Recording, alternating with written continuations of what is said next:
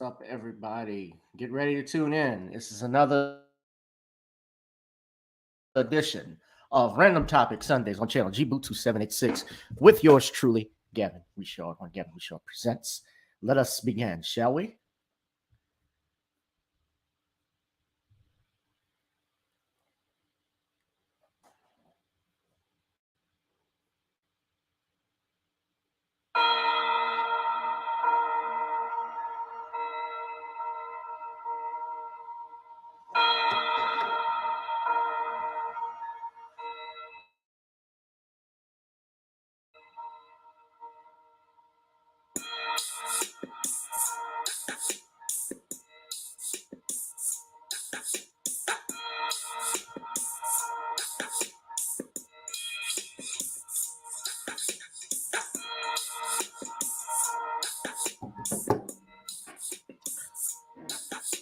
You are tuning in to channel G-Boot 2786. You're Gavin Richard, or if you're on Periscope, Gav M Rich 2786, or even on Facebook, Gavin Richard. Welcome, everyone, to another edition of Gavin Richard Presents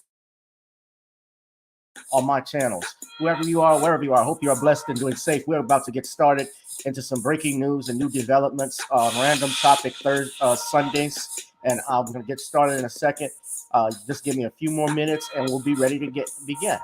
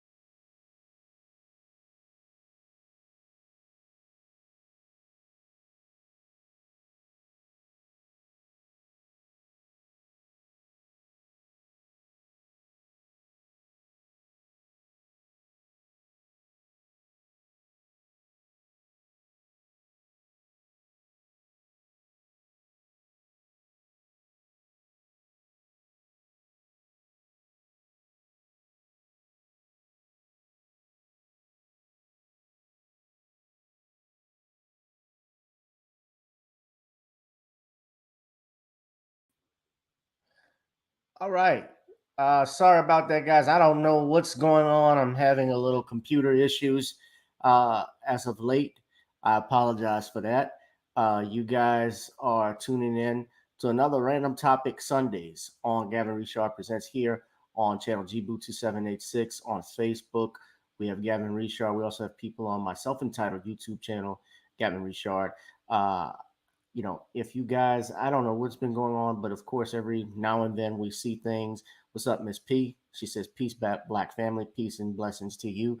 You guys, please, when you're on this channel, I'd ask that you respectfully hit that Cash App, if you would, at the ticker at the bottom, Gavin Richard Esquire, Google Pay at gavin.grich1 at gmail.com, or PayPal at gavin.grich1 at gmail.com.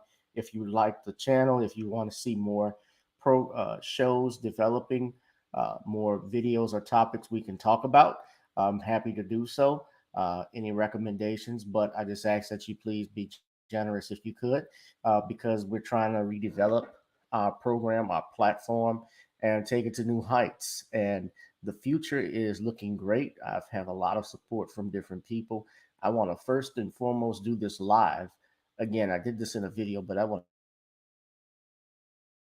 to say again, we seems each day despite YouTube's algorithm that messes up, of course, with that. I have well over 800 new followers, and I would like to thank them and subscribers, and I'd like to thank them very much from the bottom of my heart. All of you who tune in every day that like what's going on the channel. Shout out to some family and friends, especially our brother Bernard out in Houston, Texas. Bernard is in, like, he went down to Texas, which I was surprised that he did that right now. I guess to get the scoop on what's been going on in Houston. But my prayers and my thoughts are everybody right now out in that those areas of Texas who have been affected by the winter storm. People are still without power, if I'm not mistaken. Some people, I was talking to my attorney out area, they just got power. She said they just are now getting power. This has been over a week since the storm arrived. I saw Nicole, shout out to her, who lives in Austin. She talked about uh, the problems going on in Texas. And I'm going to talk about that too, because I talked about this when I had Reverend Bernard Childress and Brother Sean James Thursday. There are actually some people who are obviously having trouble with ERCOT, which is the energy company out in Texas, and this issue of price gouging, it seems. I mean, people, she left some. Anybody that has anything set up on auto pay, please make sure you guys turn it off. Turn your auto pay off if you can. Use your phone, your LTE with your LTE if you're able to, and turn off auto pay because they will wipe your account clean out. They will literally take your account to the cleaners right now.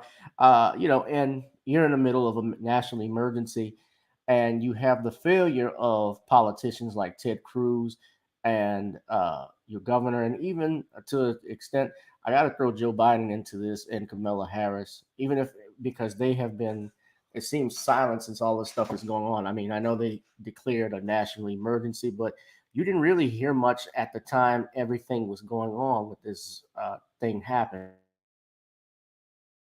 But I got this. Some people have actually filed lawsuits right now with regards to what's going on in ERCOT. Miss P says, I live in Arlington, Texas. People back on here, but my job was more affected, so no work for me for about a week. I'm sorry to hear that.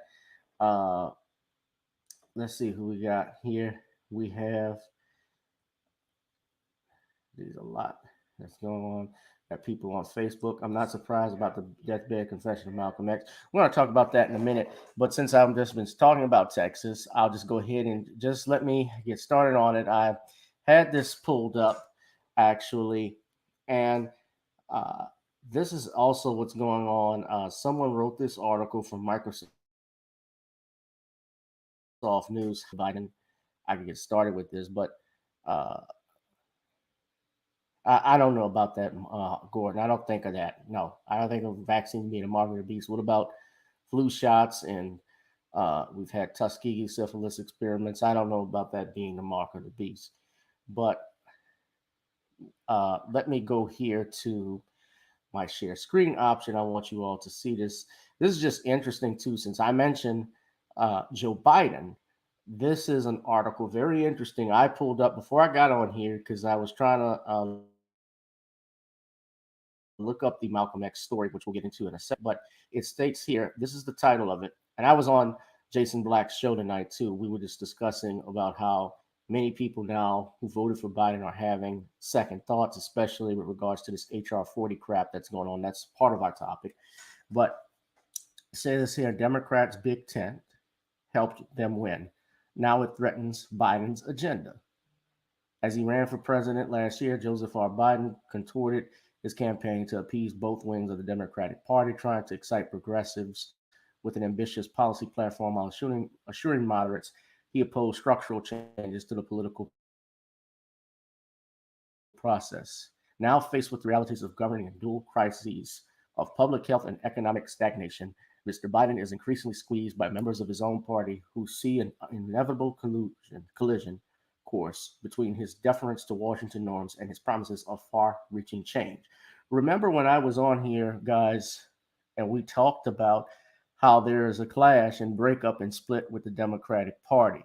You have the extreme progressives on the left and you have the moderates on the right. And Biden has always, throughout his career, been a conservative. He has been a moderate, but even more damn near conservative with his policies on crime bills and on health care, on Social Security, and so forth. He has not been a friend, contrary to progressives. And most of them know that. All of them know that. But as you read further into this article, and let's just go a little bit further, I pulled this up. He says here that some progressive Democrats who have been keeping their powder dry on Mr. Biden since he won the presidency spoke out in frustration after he staked out two moderate positions at a town hall event in Milwaukee on Tuesday, a willingness to negotiate on the minimum dollar wage he had proposed and skepticism of sweeping student loan cancellation program.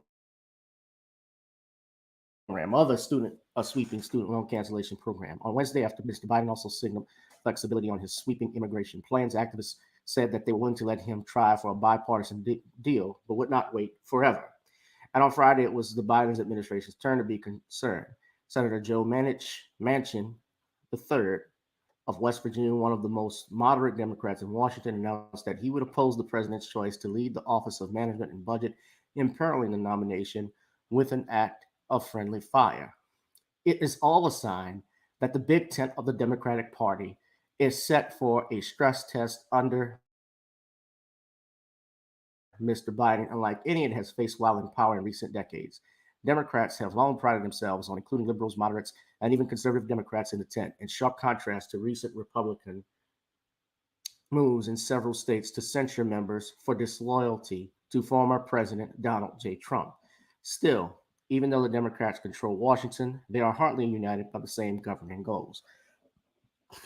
The party's ideological blend of moderate and progressive voices helped it win the White House and Senate, but elements of that coalition could threaten the most ambitious parts of Mr. Biden's agenda. I'm just reading through here. History tells us 2 years after Obama won, 2 years after Clinton won, Republicans did phenomenally well, said Bernie Sanders of Vermont. Bernie has flip-flopped. He really shot himself in the foot when he kept flip-flopping a couple of years ago. Remember, even on the issues of reparations, he said he's against it. Biden, they had, most of these people. And what I find so interesting, especially when you look at someone like a Biden or Bernie Sanders, or even Elizabeth Warren, who used to be a Republican, is that they support reparations or have supported benefits for other groups. They have supported reparations for other minorities. Yet, for instance, Elizabeth Warren pushed that bill that was, although it didn't pass in the Senate, she pushed a symbolic bill for LGBTQ that would have given them from the last United States Census, which was in 2010, as they could not claim a marital status, be married, rather because gay marriage was not legalized throughout the United States. From a period of 2015 until currently, they could get back reparations, back taxes, and benefits to claim if they were married in, say, a state that recognized gay marriage, but other states did not. The federal government at that time did not recognize it. It was not approved by the Supreme Court. And your Elizabeth Warren co-signed that bill. She not co-signed, excuse me. She sponsored that bill. Okay? She sponsored that bill. And I noticed that many of these groups, they will support things such as that. They will support things for other groups, but leave Black people out in the cold. So we're going to talk about that as it correlates to reparations. But I was looking for, I apologize, I wanted to talk about this because this caught my attention. But I did want to talk about a lawsuit that has been filed apparently against ERCOT, as we're talking about failure here. And as Brother Sean James had pointed out, there has been gross neglect that's gone on in Texas, especially about their energy grid for years, how it has been set up. And this is coming from Corpus Christi, Fox News, different articles here. You guys could just take a look at it. But this is from, and I'm going to leave a link to that article that you guys just saw as coming from Fox News. No, not that I like to quote Fox News, guys. I just grabbed it because there are different ones. They're from CBS. There's some from NBC. And really, all mainstream media, they're all part of the same bird. Whether it's right wing or left wing, it's one bird. So you see here, Texas power grid operator ERCOT sued over blackouts. Lawsuit alleges, okay, are you guys able to see it? No, I'm looking through my phone and I'm looking here, but okay. This is, of course, I got to talk over this since this is the video from Fox News. But it says here Corpus Christi resident filed suit against the Electric Reliability Council of Texas, ERCOT, on Friday, alleging that the power grid operator should be held liable for failing to adequately prepare for winter conditions that left the state. Oh, geez. I hate when it does that. Okay.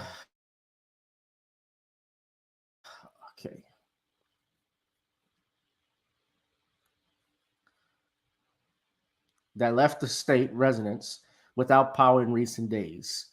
This cold weather event and its effects on the Texas energy grid were neither unprecedented nor unexpected nor unforeseen, the lawsuit says, noting that similar conditions in 1989 and 2011 resulted in blackouts.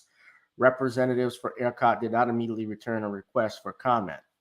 Says here that ERCOT and the American Electrical Power Company, which operates the state's generators, were named as defendants.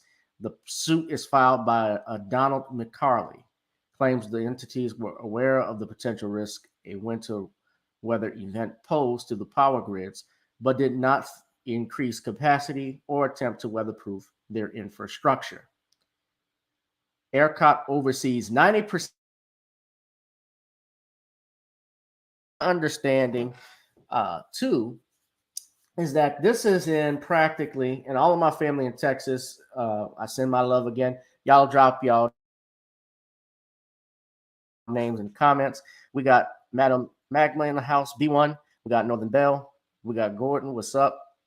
All of my family from Texas that are here, I want you to drop something in the comment. Just let me know how y'all doing. If you have running water, if you have power. Miss P, do me a favor. If you're affected, send me your Cash App to shoot me an email because I'm gonna see if I can help. I like to help people if I can. If anybody needs assistance, send water to people that need it. Nicole had actually shared something with me. I'm going to put up a little bit later. The climate where you can is on defense tonight after the green energy collapse in Texas, which still has. You guys hear that? Are running out. Hospitals are without water and power. They're having to evacuate patients. And the death toll is now climbing. So how are prominent Democrats responding? You also have state leadership that doesn't believe in climate change, and it's very clear. Hey, I got to get that Ted Cruz too. Whether it's severe droughts in the summer or winter storms, the likes we haven't seen in anyone's lifetime in Texas, these are going to become more. It's not just the Democrats; it's the Republicans as well. And then there's Congresswoman Alexandria Ocasio-Cortez tweeting, quote, "The infrastructure failures in Texas are quite literally what happens when you don't pursue a Green New Deal." And then author Stephen King writes, "Hey, Texas, keep voting for officials who don't believe in climate change and supported privatization of the power grid. Maybe in 4 years, you can vote for Trump again." So why are they so afraid of people who criticize their climate agenda? They know it isn't true, yet they are determined to jam it down our throats. Just listen to this Massachusetts Undersecretary for Climate Change. Yes, that's his real job title. Let's not listen. 60% of our emissions come from residential heating and passenger vehicles. So let me say that again. 60% of our emissions that need to be reduced come from you, the person on the street, the senior on fixed income, right? There is no bad guy left, at least in Massachusetts, to point the finger at, turn the screws on, and break their will so they stop emitting. That's you. We have to break your will. Right? Let me say this. First and foremost, I do believe that there is issues with climate change. So I'm not into that Fox News BS and bullshit that climate change doesn't exist. Yes, I think that it does exist.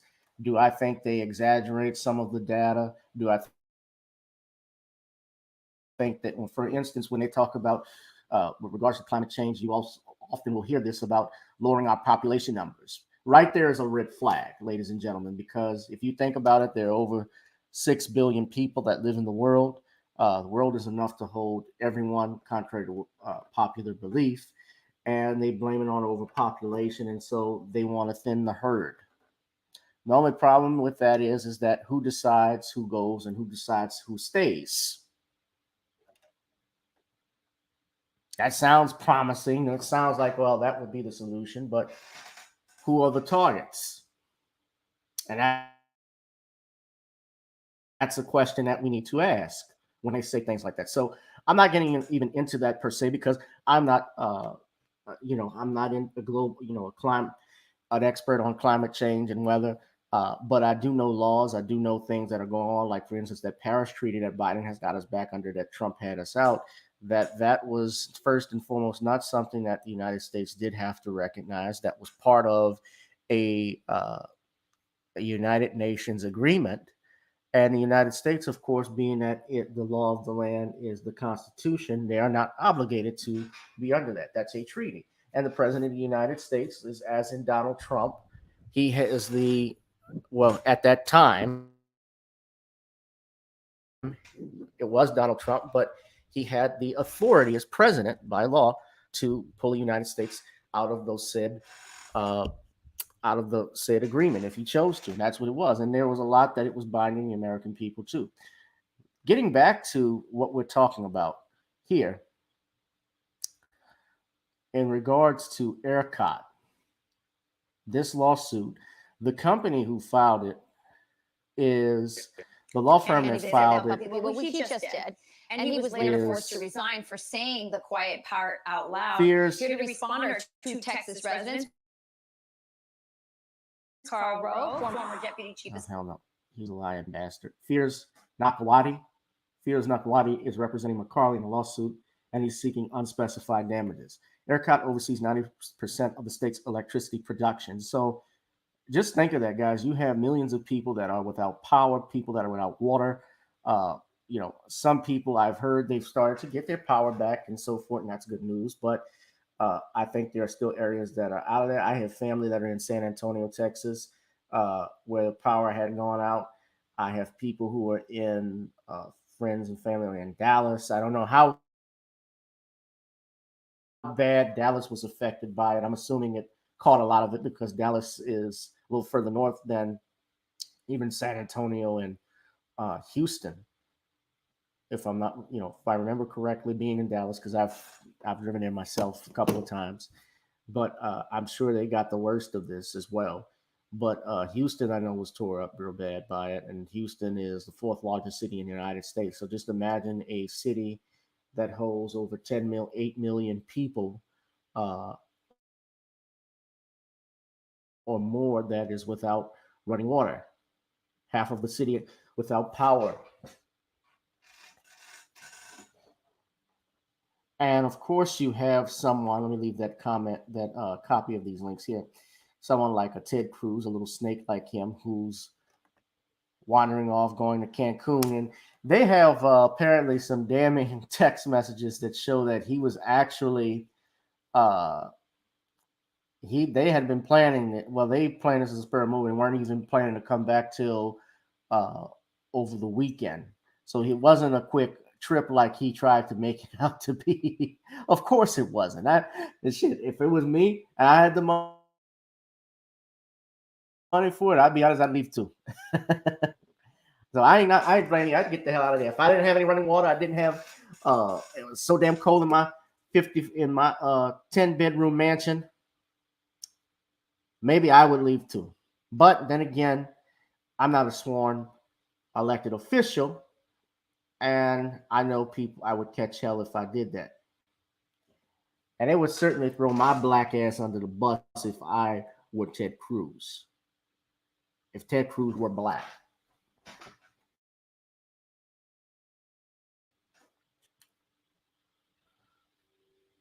So what you guys think? You think this lawsuit will go anywhere? No, I think they may have an argument. And remember, they are price gouging so many people too with this thing. I have a list here of places you can donate. Nicole uh, has pointed out a couple of places to me. I'm trying to actually show this online so you all could see it. I'm sorry, it's just I'm gonna need a new computer probably. I'll clean this one out as much as I can, but I'm gonna need a stuff to do. She gave me some places that you can donate. I'm gonna put that on the screen right now. There are several places that you can donate in cities such as El Paso, San Antonio, Austin, Houston, and Dallas, Texas. I'm gonna put this right here. This is a photo from it. Yeah, so I like to support and help people when I can, and I definitely would do so. Is a link here or a big picture of it. Let me see. Come on, you damn thing. All right. Okay, so here's some places. Nicole had given me this. She says you can go to, if you're in Austin area, Austin Mutual Aid. Uh, voice message at Austin Mutual Aid. Street Farm ATX. The Cash App is Street Farm. Austin Area Urban League. That's AAUL.org. Houston, Texas. Houston Mutual Aid. Houseless Organizing Coalition. The Crowdsource Rescue. That's all in Houston. In Dallas, we got Feed the People, Dallas Mutual Aid, DFW Mutual Aid. They got a Cash App. And DFM Mutual Aid. Dallas Stop. They misspelled evictions. Dallas Stop Evictions. They got a Cash App. San Antonio, Texas. There's a Trinity Mutual Aid. Paramigente. That's a Cash App and PMG Mutual Aid in El Paso, Texas. SunriseElPaso.org. That's SunriseElPaso.org. I'm going to give something to somebody's too, so you guys feel free if you want to look at those. Gordon, man, enough with the freaking vaccine talk. Shit, we're not talking about vaccines.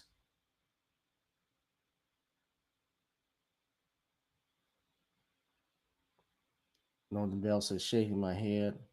They should not be allowed to price gouge. I heard the hotels were bad. Yeah, I mean, look, I will give you guys an experience that I had. My family and I, we actually were in Dallas, Texas at the time Katrina came to the Gulf Coast. I don't ever say Katrina struck New Orleans because it didn't. Technically, it did not directly hit New Orleans. But when Katrina was coming to this area, my family and I, we were able to, and we were lucky to relocate. And I'll never forget being in a hotel room in Dallas. We were only going to stay there for 2 days because we've had this happen before. It was something simple. You know, the year before that, we evacuated to Houston. I think the hurricane was Ivan that came. Ivan got to the Gulf Coast of New Orleans by the mouth of the Mississippi River. It got stationary, went right. You know, sometimes that happens, which I thought was interesting. Katrina stays right.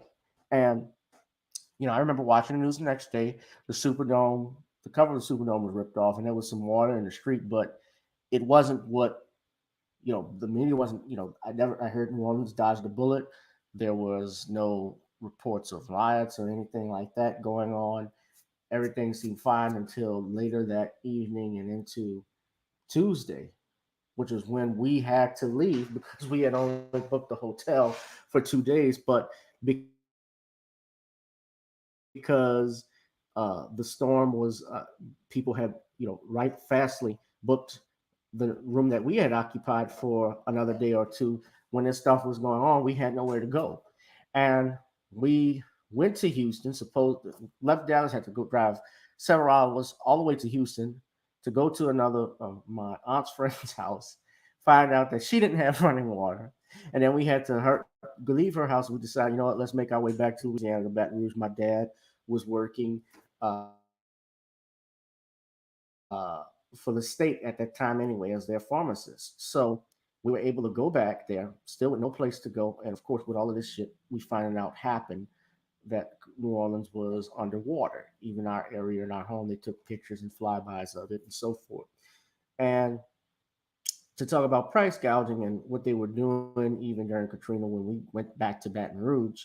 Long story short, you know, my dad went in to go get to the store to get some ice, and this Arab or Iranian, whatever he was telling my father, "We do not have any ice, no ice here today." And my father had watched several people come out there with ice. And so my father says, if I find out you are selectively selling ice, I'm gonna shut your ass down. He said out loud, if I find out, he said, no, we don't do that. He said, no, I don't want to hear that. I find out you selectively selling ice, I'm gonna shut you down. And there was a brother who was actually there agreeing with him. He's like, yeah, man, he's doing that shit. He's doing that. And that was kind of the environment that they had and the mindset of those people who thought it was okay to take advantage of those in need at that time. People who were uh, looking for gas, people who were to leave town, people that were trying to buy clothes, things of that nature. And I remember how Baton Rouge treated a lot of people from New Orleans. In a lot of ways, it was not good. I mean, the mayor of Baton Rouge, Skippy Holden, that's Kermit the Frog looking up, you know, saying he didn't want any thugs in his city. I remember even in Houston, since we're talking about Texas, how you had radio hosts, white supremacist radio hosts, talking about the invasion of the Katrinians, and they were hyping up fear and all the stuff that was going on. See, I remember that. And many of our people who were from New Orleans got spread out into different parts of Texas, like Houston and Dallas. People were spread out to Atlanta. People that even going as far as, uh, you know, Hawaii. There were some people that went that far. People went to California. Those that left never returned. And they did not want a lot of people to return because, and I remember this wholeheartedly, because they wanted to make this area green space. So I say all of that. I say all of that because these things are flat. I'm having flashbacks, of what happened with Katrina. Although I saw people trying to say that this was Texas's Katrina, it's not. No, no, not trying to compare tragedy to tragedy, but no, that's not what this was. This was not Katrina was far worse, but I still feel for people like that, and our brothers and sisters that are in Texas. My thoughts and prayers are with you all. And if you guys can, you can donate to these places. If you see them, hit their Cash App. If you're uncomfortable, look into them, or find out what's going. I don't know too much about them so much, but I trust Nicole. This is what she sent me, so you guys can go ahead and look them up and send something if you can, or if you have family. I try to help people as individuals. It's not something that I like to broadcast. Even in the Bible, when you read just our past Sunday, when Jesus talked about in the gospel about not letting your left hand know what your right hand does. If you worship your Father, then you can worship Him in secret. It's not something that you brag about. I gave $100 million to charity. I gave this. I gave that. No, I don't do all of that. But just contribute if you can. And my thoughts and prayers are with them. But yeah, man, what do y'all think? Y'all think this lawsuit will go anywhere? I think they got grounds for it. Certainly, if they could show that the energies company was liable, they didn't do enough. It's possible that they could. But there would have to be years of discovery on the company. ERCOT, of course, working through the Texas is the Texas power grid operator. Obviously, they are contracted with the state. Well,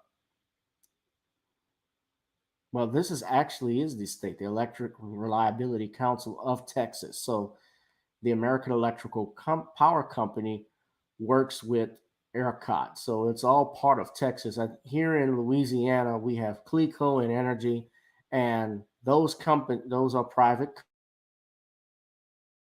companies that oversee Louisiana's energy, and I think they have, there are certain ways you can get around it. Of course, you can. This is kind of like suing the state if they did, and suing a private entity. You know, uh, I think there may be some strong grounds for this. I could be wrong, and depending on how it happens. Whoa,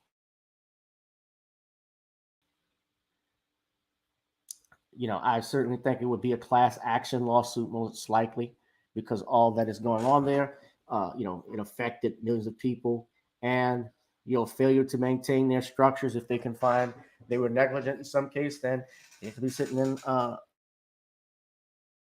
lot of money. Okay. So what I wanted to talk about, and this came into my news feed earlier. Shout out to those that are still watching, Brother Garrett Gregory, if you're still here, and Rich Rawling, a few others I saw on Facebook. He made a comment. So I'm just looking at Garrett said this. Do you think Elon Musk will help Texas get their energy sources up to par to handle frigid conditions? I don't know. Elon Musk, I know he's involved with his car company and a few other things. I don't know. I doubt it. I mean, private individuals coming along to help with that. Don't know about that.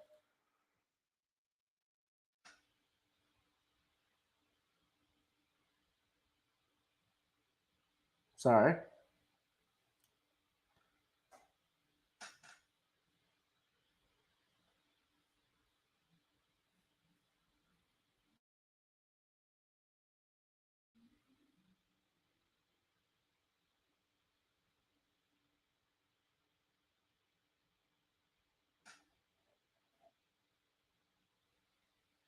Sorry about that. Yeah. Sorry, Garrett. Yeah, guys. I got an email from just checking it out. I doubt it, man. Elon Musk, if they don't have to make uh, any money if it's not something that's worth a lot of money to them and they're just giving it, usually they stay out of it. He's a private businessman. If it doesn't make dollars, unless he wants to take over their their Texas's energy supplies and source. I don't know if he want one man having that in his company, but I don't know. I don't know about that. Garrick, you also said you remember the earthquake in 1994 California had where they price gouged and the government jumped on these businesses quick. Yes, this is price gouging what's going on with ERCOT, no doubt. And we talked about that. I mean, they raised the price up from like 3 cents for a gigawatt to like almost damn near $100 per gigawatt. I mean, I've heard people having a $5,000 energy bill. I'm like, my God. And your power was out? That certainly is grounds to bring for can bring about, and even here, General Attorney General Ken Paxton launched an investigation to determine how ERCOT responded to the crisis, as well as its emergency preparedness procedures. I'm sure he's going to have to look into that with all of this going on.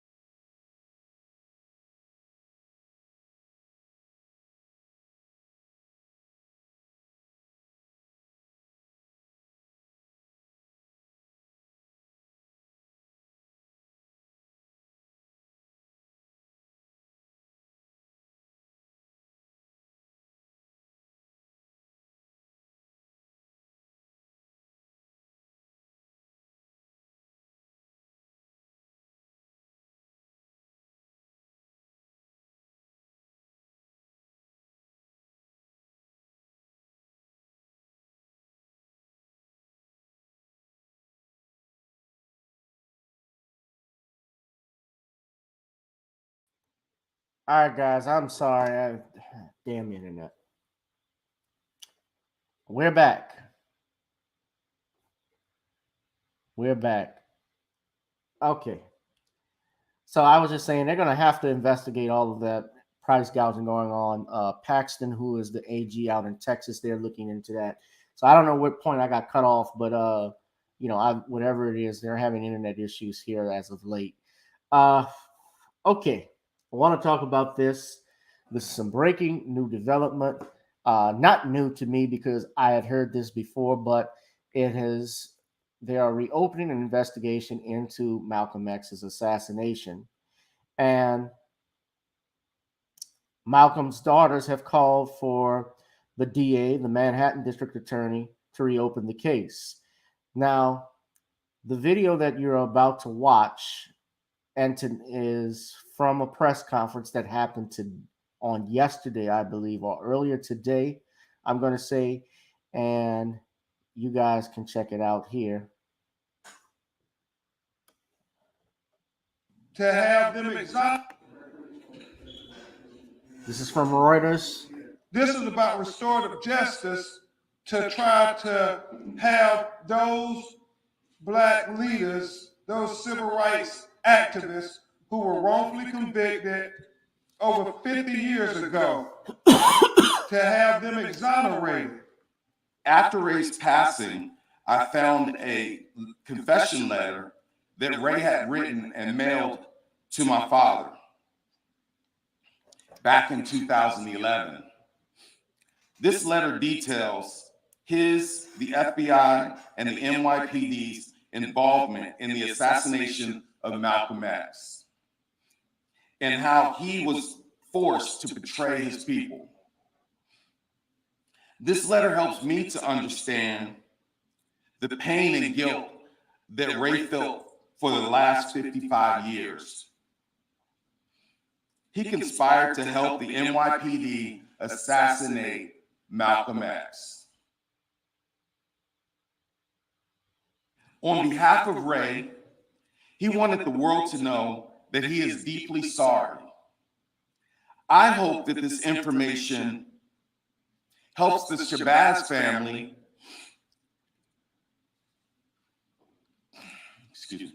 to more clearly understand what happened to their father on that horrible day. Now, this As is a Black man, I am disgusted to know that what happened 60 years ago is still going on today. We are living under J. Edgar Hoover's Jim Crow system of policing our Black and brown people. He is the architect of these constant injustices and tactics against our people. I am now going to give a copy of this letter to the Shabazz family. I intend to give a copy of this letter to Khalil Saeed's family, Walter Bowe's family, Thomas Johnson's family, Herb Collinder's family, and Afeni Shakur's family. These are the families of individuals that I am aware of who have been falsely convicted due to Ray's actions. Okay. So this gentleman, this is Reginald Wood Jr. He is reading a letter that was a deathbed confession, supposedly. And I'm just saying that, although I believe wholeheartedly, I mean, I didn't need this letter to know that the FBI and the police conspired to kill Malcolm X. Most people who you figure, unless you've been living under a rock, we all figured that out. Same thing with Dr. King. Most people don't even know this, but in 1999, there was a trial in Memphis, Tennessee that showed that Dr. King was killed in a conspiracy. And yet most of us don't even know this. That did not even make the news on CNN when it happened in the 90s. The number one news story at that time was, of course, the O.J. Simpson case, even in 1999, because remember, O.J. was also sued by that family, the Goldman family. Y'all remember all that stuff was going on? And that made the cover of the New York Times. That was the first, the number one story with the New York Times. Jim DiEugenio, who wrote the book The Assassinations, he talked about that. And he stated that where they talked about Dr. King's assassination, you know where that was? In the New York Times, when that verdict was read? The last page of the paper. Here you have information on the assassination of one of the finest men that we've ever had, a man who we have a holiday named after, and there was proof, and there is proof, based on documents from the Freedom of Information Act that have been released, that he was killed, and as well as what was told in court, in a court of law, that he was killed in a conspiracy, and that the United States government, along with several other individuals, were held liable. And of course, the United States government position on this is James Earl Ray is still guilty. We don't care what that judgment says, what that trial was. It was nothing. It meant nothing. But nobody talked about it. So here we have, in this clip, Reginald Wood Jr. reading a full deathbed confession from one Ray Wood, who stated that he had worked on, it was his assignment, I'm reading here, it was my assignment to draw the two men into a felonious federal crime so that they could be arrested by the FBI and kept away from managing Malcolm X's door security on February 21st, 1965, Wood wrote. At that time, I was not aware that Malcolm X was the target. Malcolm Wood's handler, they don't name who his handler was here. Wood's handler devised the arrest of two of Malcolm's key security detail members in a plot to bomb the Statue of Liberty days before his 1965 assassination, Wood wrote. The plot involved three members of a black terrorist group and a Canadian woman who were planning to dynamite the Statue of Liberty. I think that's all bullshit. The Liberty Bell and the Washington Monument, the New York Times reported on February 16, 1965. It was my assignment to draw the two men. I read this already, excuse me. So we know Malcolm X was assassinated. Today, I don't call it Malcolm X Assassination Day or remembering Malcolm. I call this Malcolm X Appreciation Day. We celebrate Brother Malcolm, and he today marked the 56th anniversary of his assassination in the Ottoman Ballroom while he was addressing the Organization of Afro-American Unity. Now, there were, of course, several members of the Nation of Islam who were convicted on this, and two of those men have been paroled. Thomas Yeager was the one who actually gave a confession, and he gave an affidavit that you guys can look up. Go look up if you can. I'm going to type it in here. We'll look it up right here.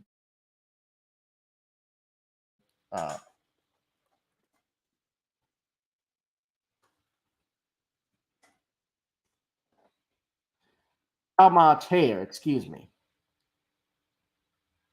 His name was Thomas Hagen. He has here, and you guys can look at this.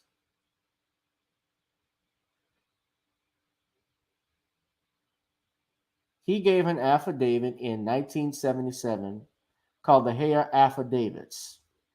And I got to exit out of this, and I got to share it so you guys can read it.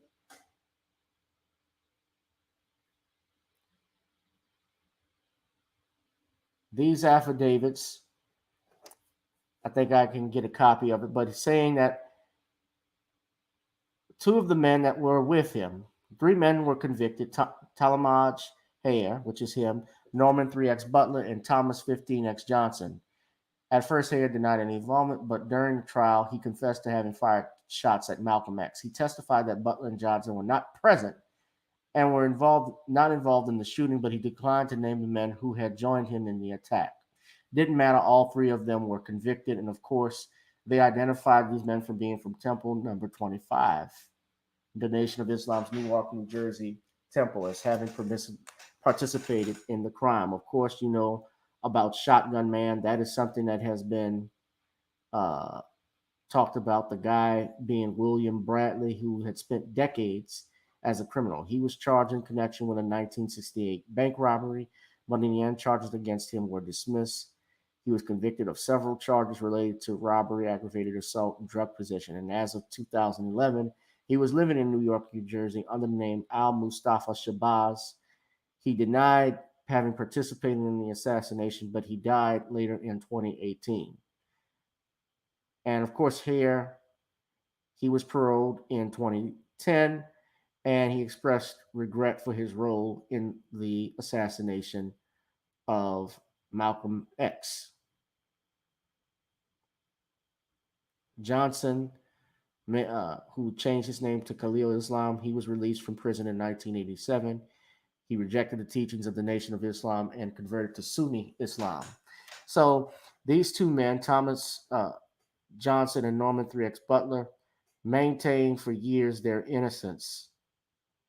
And apparently through Hare, he had signed affidavits stating that these men had nothing to do. Let's see if y'all can get his picture up, but that's Thomas Hagen.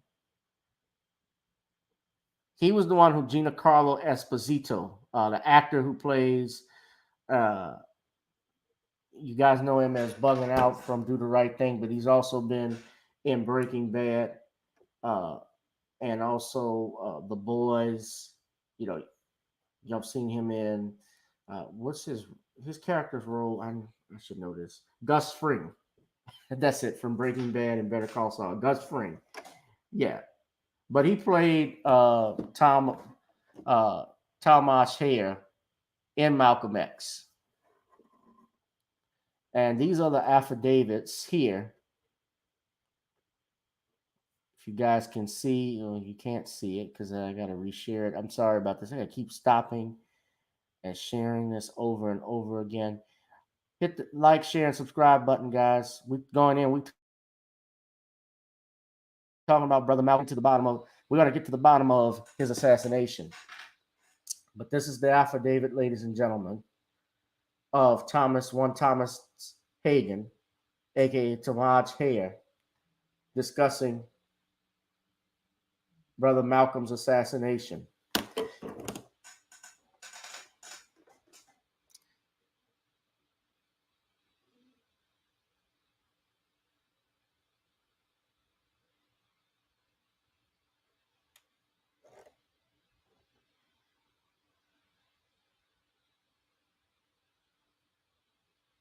He gave two affidavits.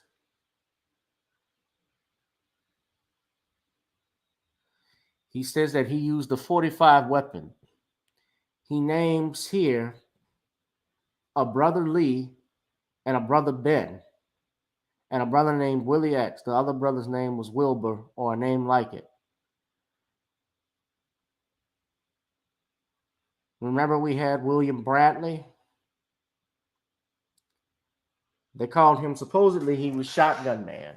I say supposedly because they accused him of that, and it was in the Netflix special, Who Killed Malcolm X? It says here, Brother William Ben sat right behind us. This is in the Audubon Ballroom. On February 20th, 1965, we had gone to the ballroom to check it out. These brothers asked what they thought about the situation with Malcolm X, basically Malcolm going against Elijah Muhammad. I said I thought it was very bad for anyone to go against the teachings of the Honorable Elijah Muhammad, then known as the last messenger of God. I was told that Muslims should more or less be willing to fight against hypocrites, and I agreed with that. There was no money paid to me for my part in this. I thought I was fighting for truth and right. There was a few meetings held concerning this. So sometimes these were held in a car driving around Brother Lee, Brother Ben, a brother named Willie X, and the other brother's name was Wilbur, or a name like it.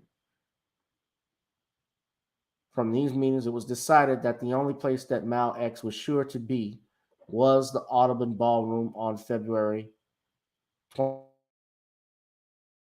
1965. Therefore, the plan was to kill this person there. Claims that they met at Ben's house on Sunday morning, February 21st, 1965. They said on Sunday morning, we, the above named, got in his brother Wilbur's car and drove to New York City.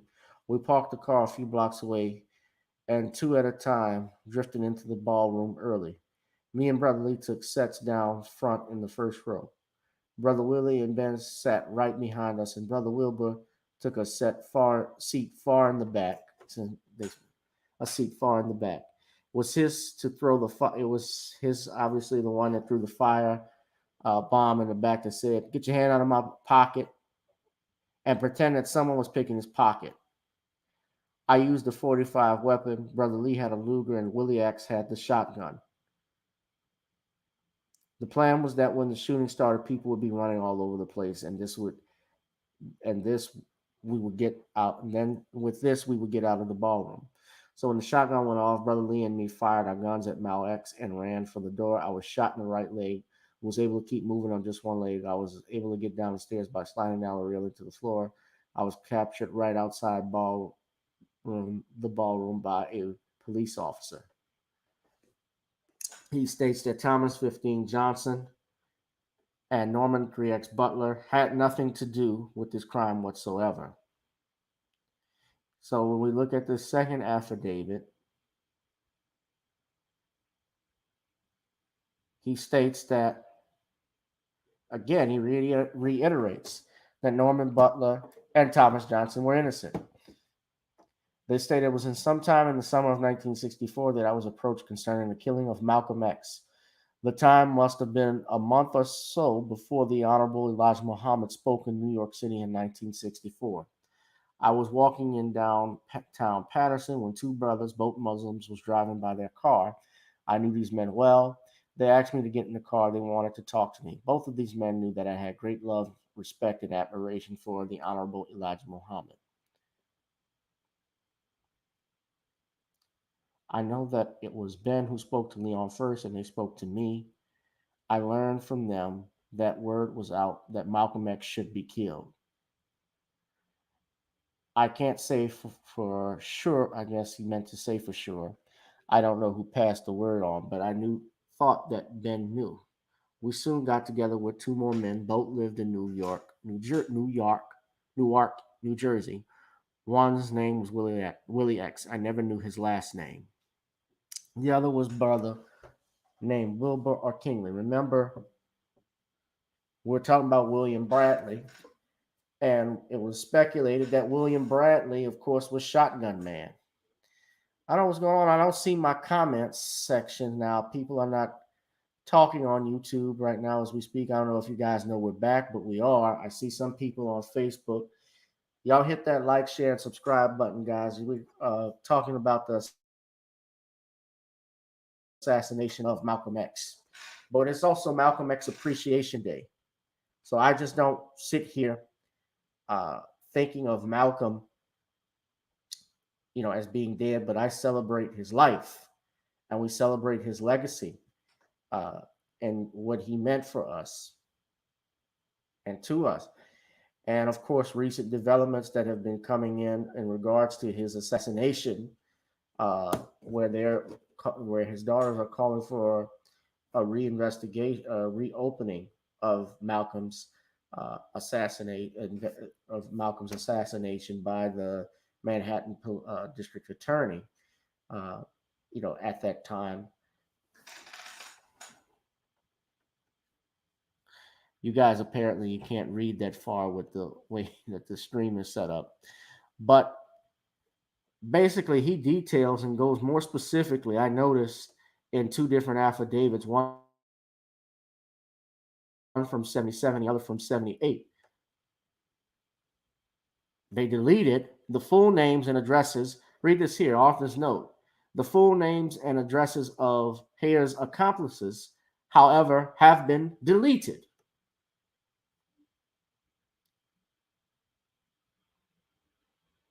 So someone decided when this affidavit was written, which was in February of 78, Malcolm X, of course, was killed February 21st, 1965. This was February 25th, 1978. Somebody knew or decided that it was wise to delete the names and addresses of all those who conspired to kill Malcolm X.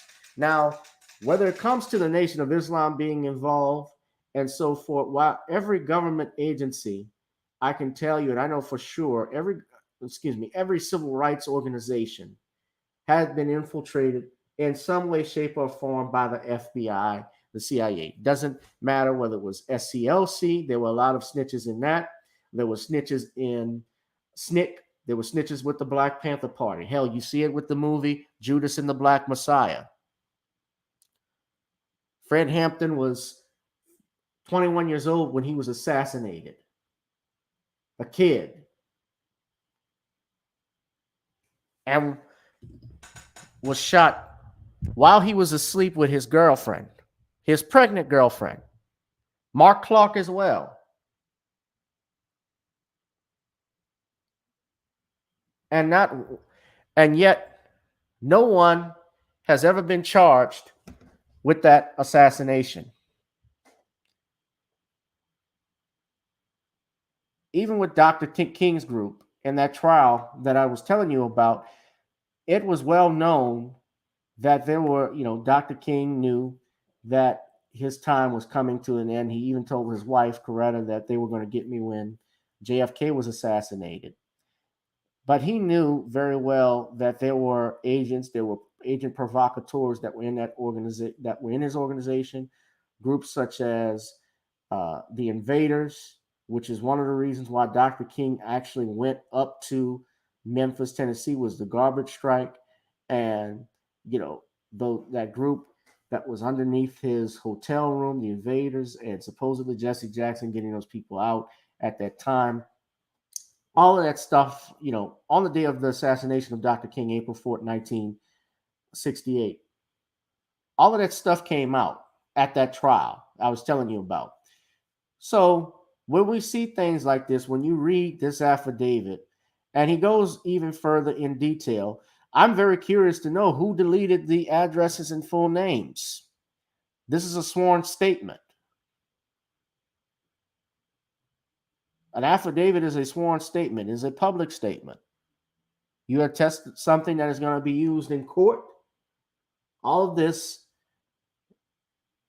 goes forward to, all of this, if it's going to be used in court, should not have been redacted unless not if it's evidence, which it is. An affidavit is a sworn statement, punishable by the laws of that state of perjury if you are caught lying under oath.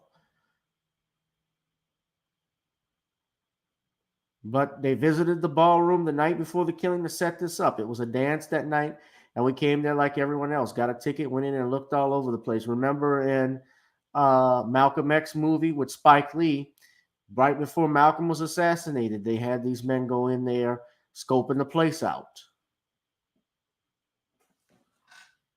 I can't show the clip from the movie or anything like that. What's up, Terry? Terry says Malcolm X made a lot of sense. Yes, he did.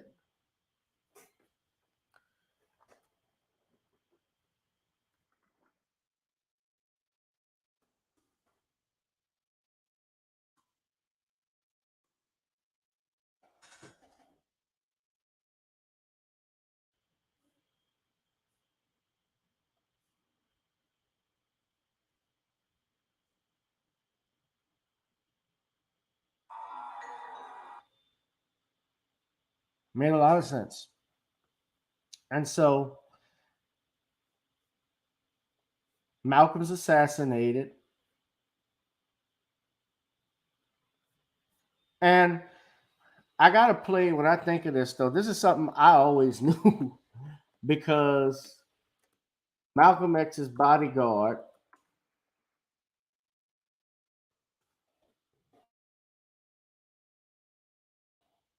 Eugene Roberts, this is not the one who made that confession, but this is why I already knew. This is from Okay, this is a screen rant. I wanted to see if there actually was an article. But there's an article here. You guys can read it. Eugene Roberts was Malcolm X's bodyguard. And it turns out Eugene Roberts was a government informant. And I'm trying to see if we have that footage. Let me see if we can find an image where he is giving Malcolm X mouth-to-mouth resuscitation. That right there, that is actually Malcolm's autopsy.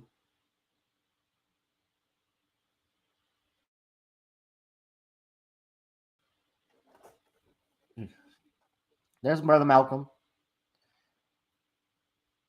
Those were his autopsy photos in the top left corner. You can see the gunshot wounds to his chest on the left.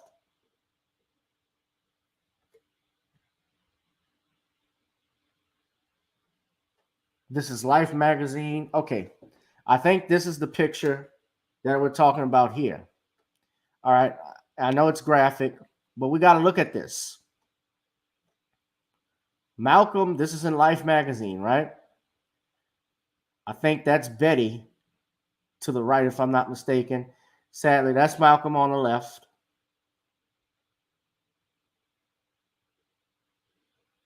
Yeah, that's got to be Betty. But look here. He's giving him mouth-to-mouth resuscitation. Now, I'm not a doctor,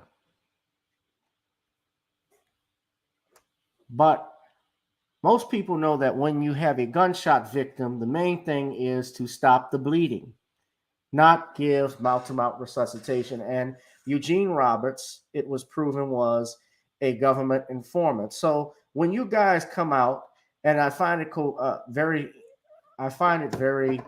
so much of a coincidence. I find it very interesting that they decided to come out with this on the day of Malcolm's anniversary. I guess you could call it poetic justice. It's damn good timing that they would come out and say, hey, we want to reopen this case because we got new information.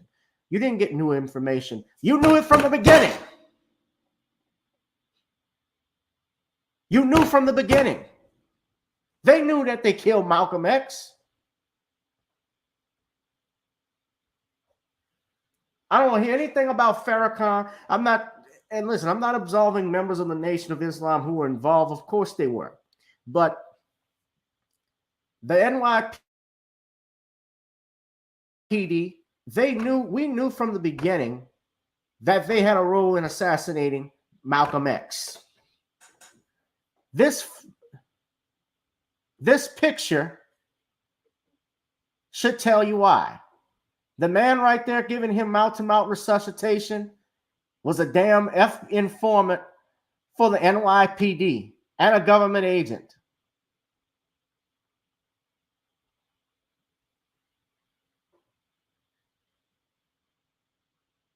Sorry, I've shared it. I don't know why I'm having a little issue.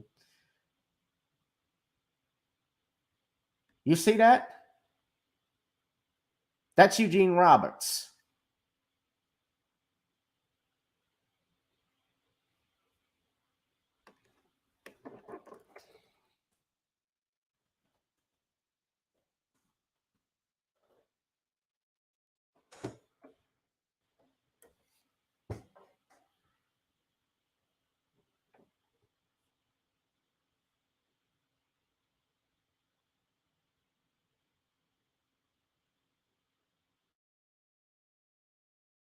He was an undercover NYPD agent. So I'm saying this to you all, ladies and gentlemen, because this seems like breaking news. When I read through this and saw what they were talking about, this was not breaking news to me.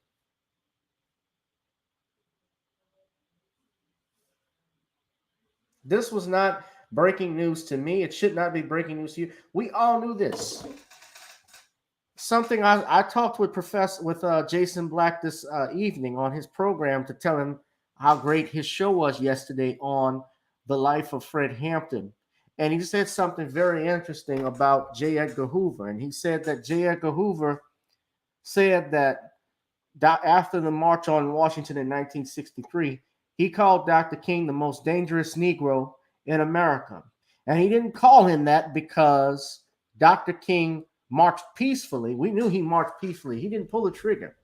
And yes, these were peaceful protesters. But what J. Edgar Hoover saw was not waiting.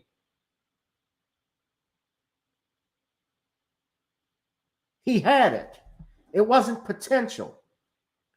Malcolm X, Dr. King, Fred Hampton, they had the ability to bring the people together. He had power.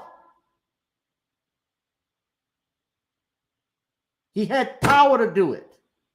That was the problem. Come on now. Let's be real. He had the power to do it. I spent a lot of time focusing on Malcolm X for a reason. And I'll get to keep this under 2 hours. Don't worry. But I'm preaching today, man. Malcolm had power. He had influence. Something very important to point out too about Malcolm X, and you guys, I'm a big advocate of Sam Cooke, is that Sam, of course, he had friends like Sam Cooke, who was a wealthy man, a rich man, a man who was smart in business, a man who wanted to own his own things, own his own music. He owned other art. Before Malcolm was killed, Sam got killed. And it was well known, Sam was an advocate for civil rights for Black people. And so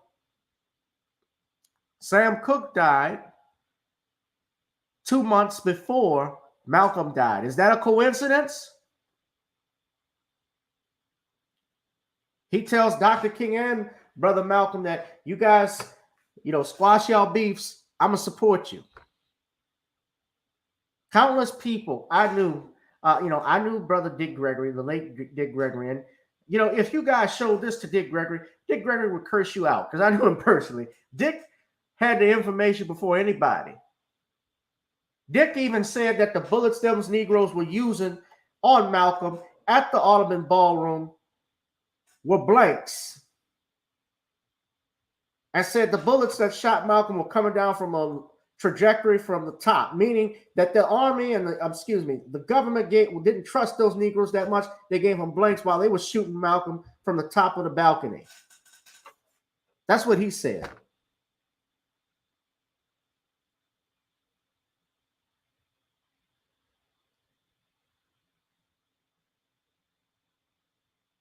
Rosin says that Fred Hampton, Dr. King, and Malcolm were something Hoover could never be. Yeah, they were straight.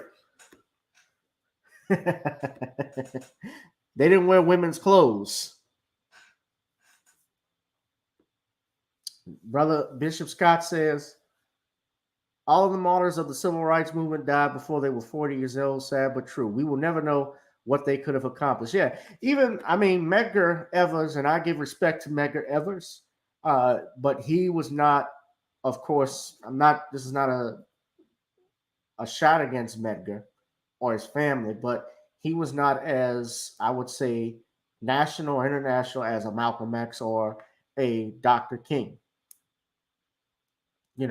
Malcolm X and Martin Luther King were national figures.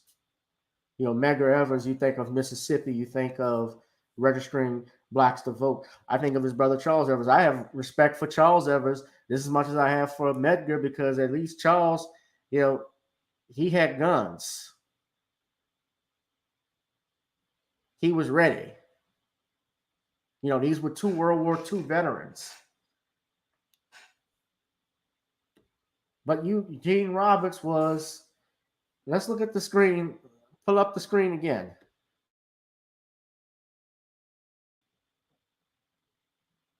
That's Malcolm X. That's Life magazine. That's Eugene Roberts giving Malcolm X mouth-to-mouth resuscitation, something he was criticized for. I think this is another picture. Hold on. This is another picture that we have here. I think this is a better picture of Eugene Roberts. I believe this is him. He was an agent with the NYPD's Bureau of Special Services, which is a super secret political intelligence unit nicknamed the Red Squad, according to conspiracyblog.com. The evidence points to a confluence of three groups involved in Malcolm X's assassination. Institutional forces they named NYPD, FBI, CIA, etc., the Nation of Islam, and elements within Malcolm's own circle after his split with the NOI. Now, something very important I want to talk about too is that Malcolm's relationship with the NOI. I have information, or I've read information that even Malcolm, there's audio footage where the FBI wanted Malcolm to actually rat on the Nation of Islam. I think Brother Phil Scott of the Advice Show put that out. And there's an audio recording of it. And Malcolm never once, and this is while his split was going on, never once ratted out the Nation of Islam. And purportedly, they were in talks of trying to get back together. Now, if you remember reading J. Edgar Hoover's, if you read the COINTELPRO memorandum, Elijah Muhammad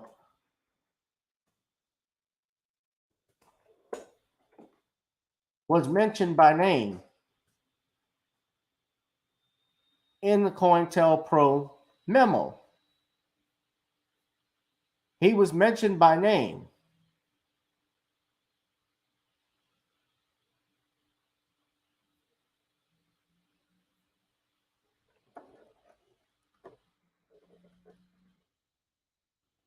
So,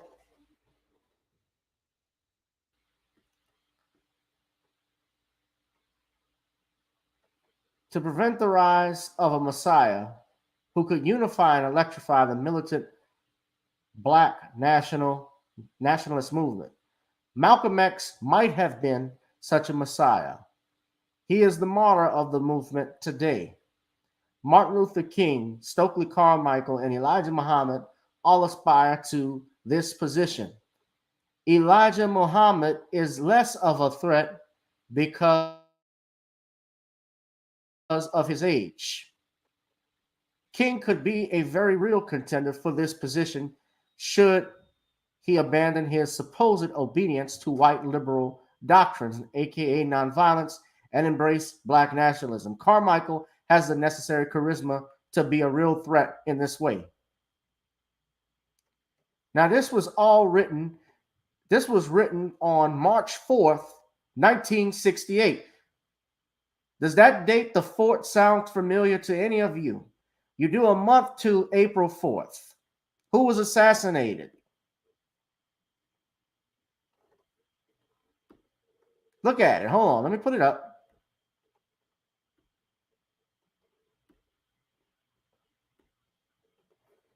Who was assassinated on April 4th, 1968? Look at the date. I told y'all dates are important. Remember, Sam Cooke killed December 11th, 1964. Malcolm X, February 21st, 1965.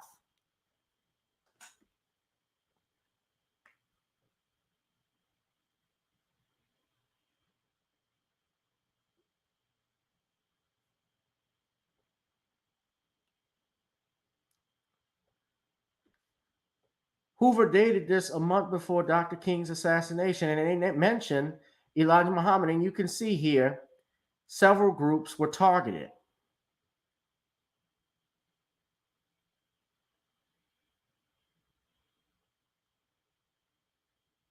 H. Rap Brown, SNCC, Southern Christian Leadership Conference, Dr. King, Maxwell Stanford of the Revolutionary Action Movement, and the Nation of Islam, Elijah Muhammad. Now, I don't think that's right, Bishop King. Now, had they had this information that Elijah Muhammad had ordered Malcolm X's death, don't you all think, I'm just a realist, that they would have used this against him and thrown him in jail, especially at his age? It would have killed him.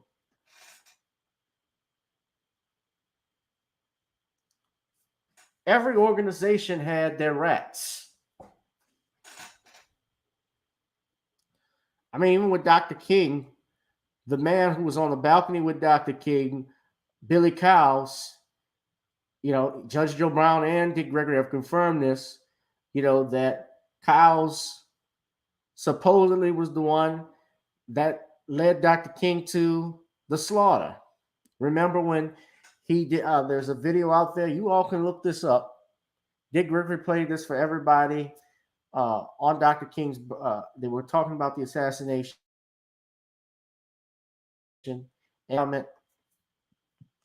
as they were coming out of the Lorraine Hotel, Dr. King's room 306, that Dr. King was standing on the balcony. I'm going to play it for you right quick.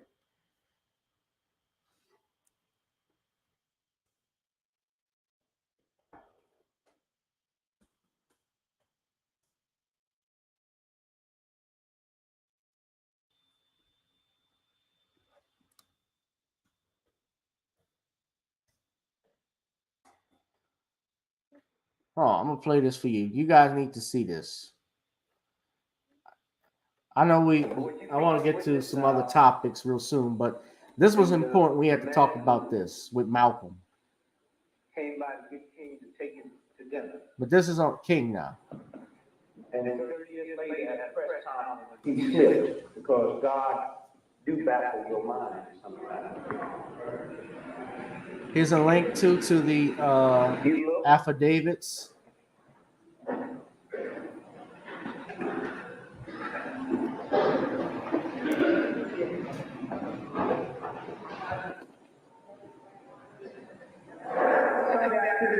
Here, especially for the young who did not have a chance to get the feel, to know what the civil rights movement, even as they marched.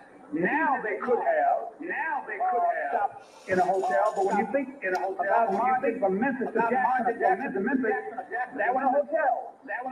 You stayed in churches, you stayed in people's homes, and that's how we got over. That's how we got through. The struggle was a very spiritual struggle. You couldn't pay people to do what we had to do. You couldn't pay people to stand before mad dogs and fire hoses and billy clubs and cattle prods. It was strictly a spiritual and moral movement. So we wanted that dimension to be in the pilgrimage to Memphis.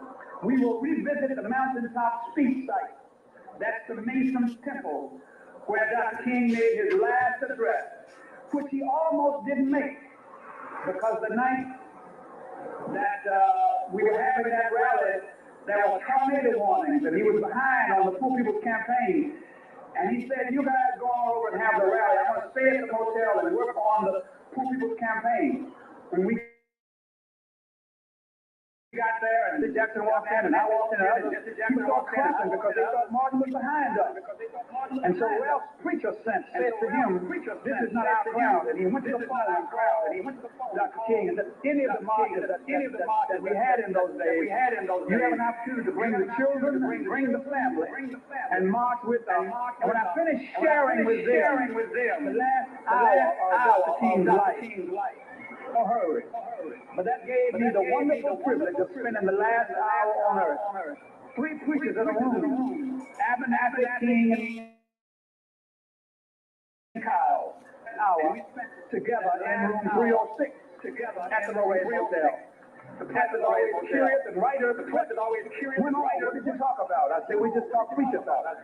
What preachers talk about when they get together? We walked on the balcony, and he was talking to people in the courtyard. He stood here, and I stood there. Only as I moved away, so we could have a clear shot. The shot rang out. Thank you.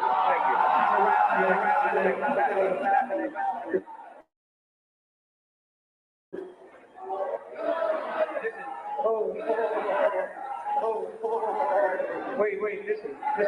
Wait, listen.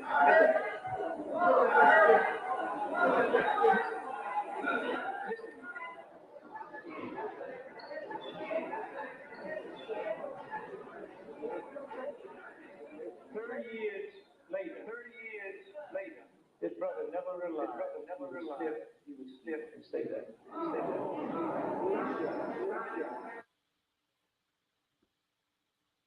30 years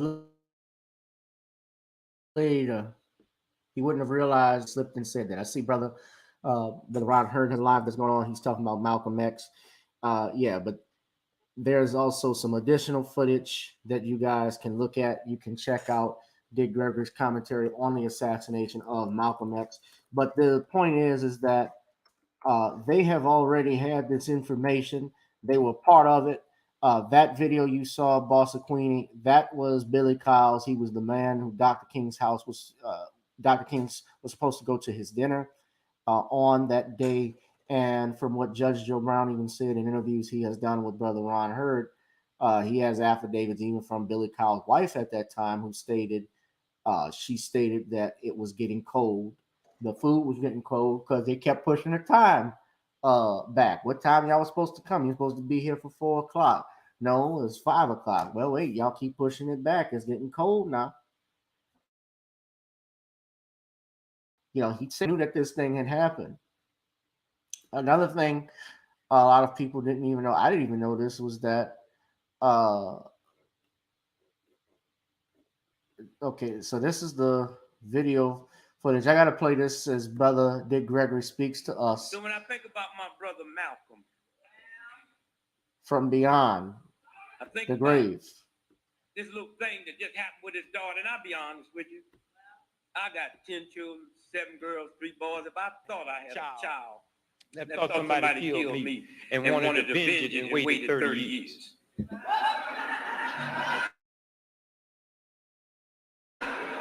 I sure enough would have. You can give that chump time to die from natural causes. Time to die from natural causes. Girl, do you love me or not? Girl, do you love me or not? But listen what they told us. Listen what they told us. They told us that Malcolm X's daughter, Malcolm X's dealing daughter, friendship. Did she do it or not dealing logic? Do it or not dealing logic. Here's a woman here in New York City. She decides she's gonna kill Farrakhan. She leaves New York where all the murderers are.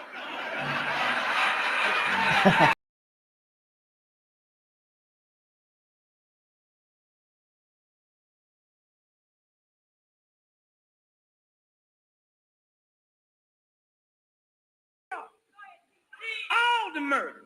Sorry, guys, I keep getting signed out. Where they ain't even had a drive-by shooting. Hold on, here we go. I keep getting kicked out of here. A white boy to kill one of the most guarded brothers.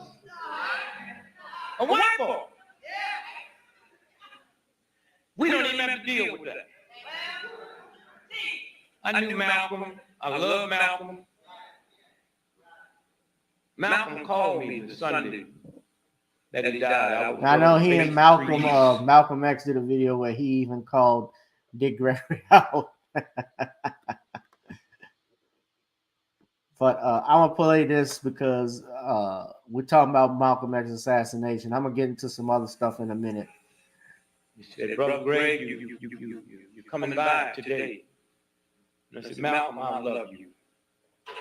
And I said, I love you so much, I don't even want to take a chance to be there.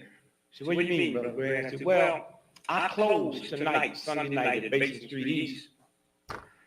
And I said, but I had my wife book me a flight into Chicago at 8 o'clock this morning. And I'm going to Chicago, and I had way beneath my salary, booked me into a college about 10 miles from the airport. And I'm gonna go there and speak this afternoon, and I'm gonna stay there until they tell me you did. Because I'm not gonna let this government get two of us for the price of one. And I'm gonna call Adam Clayton Powell when I finish talking to you and beg him not to come there. Because today, the United States government is gonna get you. And I'm not gonna be there. I love you. I don't even want to take a chance of my heart changing. So I went to Chicago. And when they came and they told me Malcolm's been killed today, I got back on the plane and came back here. Malcolm was killed because of another brother named DePinto. A lot of people thought he was African, but he was East Indian. He was born in Nairobi. He's the one that changed Malcolm's head from black nationalist to Pan-Africanist and made that connection from here to there. And the government said, we can't let this happen. He's the one that persuaded Malcolm when he went to Africa and stayed 7 weeks and met with all the real leaders. And then he's the one that discussed with Malcolm of bringing racism to the doorsteps of the UN. Right. Y'all have heard that rumor that Malcolm X was trying to go to the United Nations against the United States. Now, I don't know what effect it would have had, because remember, the United Nations and the United States, two different entities. The United States is not bound under the United Nations on any treaty, any rules or regulations or anything associated with the United Nations. But nevertheless, Malcolm X would have brought, if he could, I'm sure, some damning charges against the United States for its treatment of Black Americans. But let's continue. And as Malcolm was being shot dead in New York City, DePinto was being gunned down in Nairobi. All right. Same time. All right. Same time. So don't tell me about no black Muslims. The same time. Same time. Malcolm now was being gunned down. Let me stop here. The man that Dick Gregory is talking about, his name is Pio Gama Pinto. He was born in Nairobi on March 31st, 1927, to a Kenyan Asian family. And he was a Kenyan journalist, politician, and a freedom fighter. He was a socialist leader who dedicated his life to the liberation of the Kenyan people and became independent Kenya's first martyr in 1965. He was assassinated on February 24th.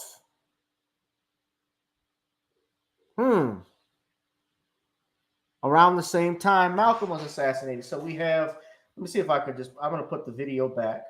And I know look, we spent a lot of time talking about this. I don't care. This is on Malcolm. I think it's important all of us talk about our brother, because the other two issues I'm going to talk about relate to that as well.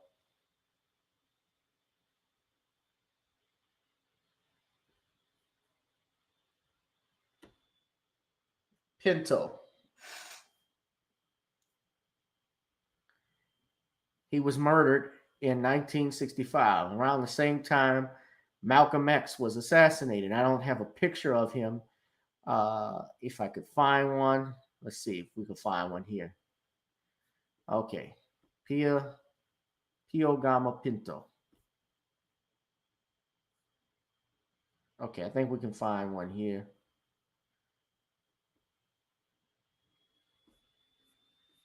Can't find one. There's got to be one here.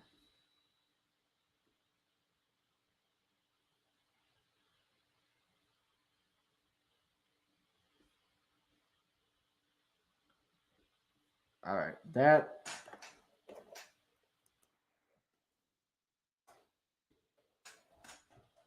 Okay, so this is Pio. This is him here.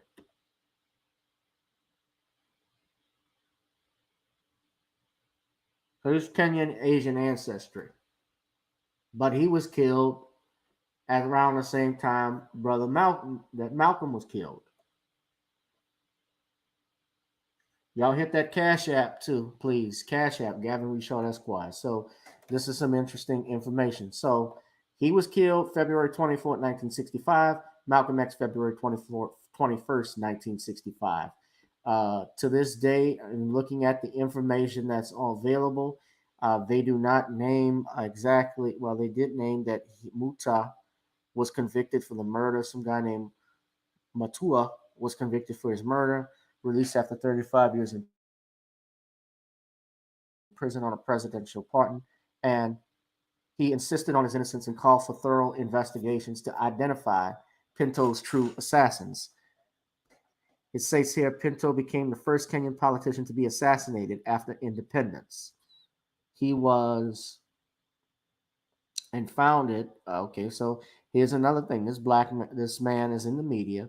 He was appointed to a specialty elected member of the House of Representatives. He worked to establish the Limbaugh Institute in 1964 to train KANU party officials, that's Kenyan African National Union. And he founded and turned to journalism, worked with the Colonial Press and the Daily Chronicle. He founded this newspaper, the Kenyan and African National Union newspaper. And he later founded Pan-African Press, of which he subsequently became director and secretary. And he played a role in campaigning for KANU during the 1961 elections, which it won.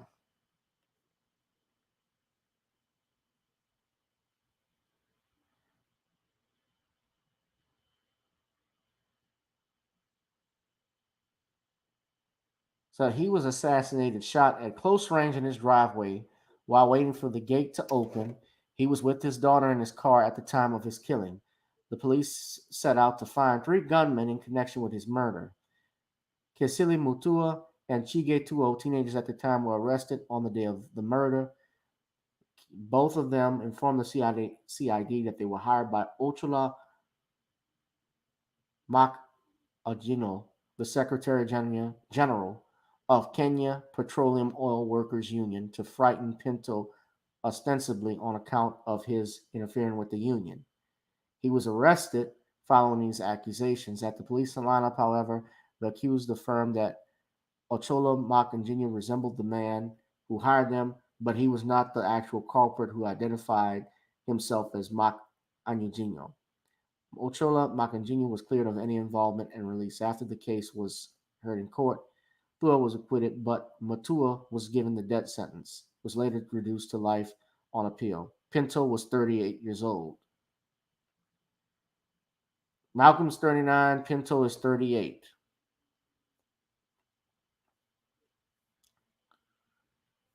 Let's not forget they have been involved. I mean, there's always been involvement in assassinations across the globe.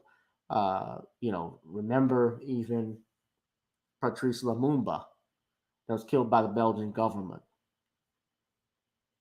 And it's well documented.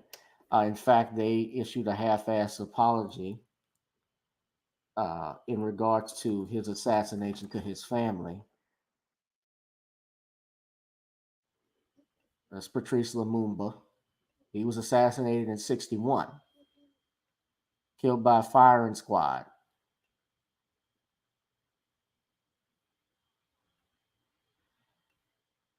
We can take the apology and shove it. Okay, but let's go back to the video, because this is more information, and after this I'll get into my next subject. But this is Dick Gregory, more on Malcolm's assassination. Gotta play this.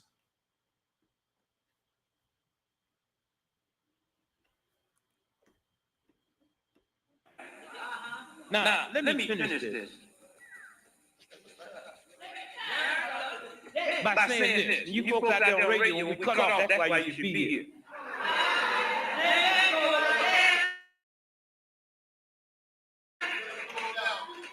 Yeah. Y'all come on. We'll be here. We not. We'll be here late. We'll be here next week. Just wait on. We'll be here next week. Just wait on. You ain't got nothing to do. You ain't got nothing to do. Now, let me show you how this white racist system treats black folks. The black folks that they got to kill Malcolm. Malcolm was standing on a stage like I am. They threw a smoke bomb in the back. When everybody got to watch the commotion, the brothers ran up with double-barrel shotguns and shot him. But under the Freedom of Information Act, we were able to get the autopsy of Malcolm, and all the bullets in Malcolm is going down. Now, I can't stand on this stage and y'all down there pointing up, which means the government has such a low view of those black folks that would do it. They didn't even give them real bullets. They gave them blanks.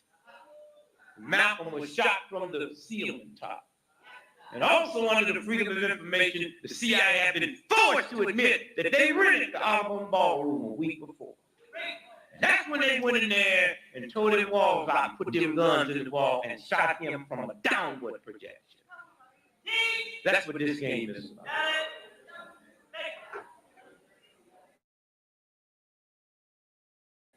But Malcolm lived a good life. The movie did not portray that. The movie was an insult. I mean, here my man get killed, ain't got no insurance, no money. Betty pregnant, twins, got four kids, and then have two more, and then go ahead and raise them and go on and get her a doctor's degree. And in that old heathen movie, they ain't got room in that to tell me about what Betty did. But can show Malcolm snorting coke and having sex with a white woman in a car. This is a black person that did that. And then show Malcolm putting his head in a toilet. Now that's in the book, page 122. Malcolm has never put his head in a toilet. So if that shows up in the book, the conspiracy goes all the way back to Alex. He's talking about Alex Haley. Who didn't write Malcolm, nor did he write Brooks. A white boy, the senior editor of Playboy magazine, Murray Fisher, wrote both them books. Yeah. And as we stand here now, them two books makes about $7 to $8 million royalties right now every year. Then how come when Alex died, they had to auction off his stuff to pay off his bills? How come they didn't attach his royalties? Because he don't get no royalties. That's the game. All right? The whole book's a lie. All right, so Dick Gregory is talking about, or what he was talking about was Alex Haley's autobiography of Malcolm X and Roots. It is true that Alex Haley was sued by Harold Kurlander, who wrote The African, over Roots. A lot of people may not know this, and he was sued in federal court. And the judge himself in federal court even said that Alex Haley has perpetrated the biggest fraud onto the American public. You could go look that up. He actually said that because he was sued for, and I love the Roots story. I love what it represents. But that was true that he was sued for plagiarism, and this guy won. He actually had to settle because there were things that were all too similar with his book and with Alex Haley's Roots. But nevertheless, and I mean, they've been speculating for years about Alex Haley, whether he was an informant or not. I've heard stories like that. Would not surprise me if it were true. That stuff goes on. So, it is what it is. But Malcolm, we love you. We appreciate you.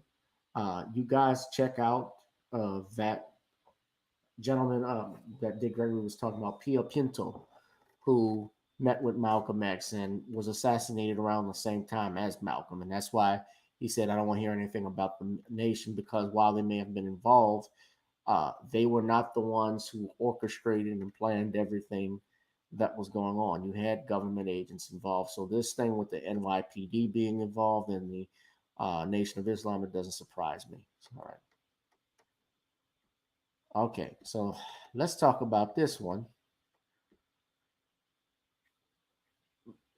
Rush Limbaugh. Now,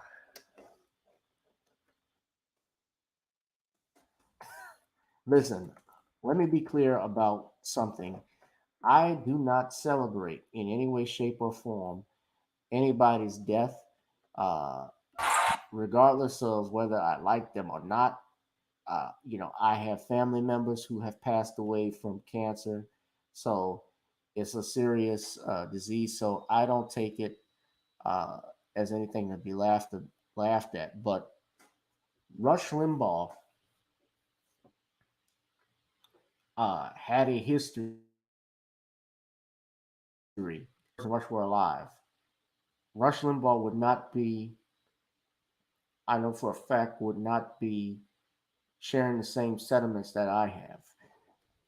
Rush Limbaugh built a career on hatred. Now, Rush Limbaugh's net worth, I was just checking this out, is $600 million. Now, those of you all who remember Limbaugh, he was around from the 1980s. I remember him. I was a little kid. I was a baby in '86. So I don't remember him from the '80s. I do remember him from the '90s and him being on WWL radio. I can't fault him for making his money, obviously, on that because there are people who support that. But when I think of Rush Limbaugh, I actually think of this episode of In Living Color. I want y'all to just check out. I got to talk over it because I don't want the copyright to get to get on me for this. Differences to bring you Rush and Al's big and loud men shot.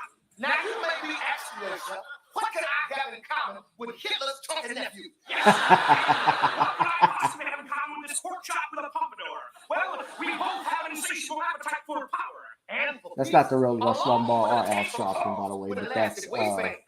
Oh, I see. It's not just your politics that leading to the right.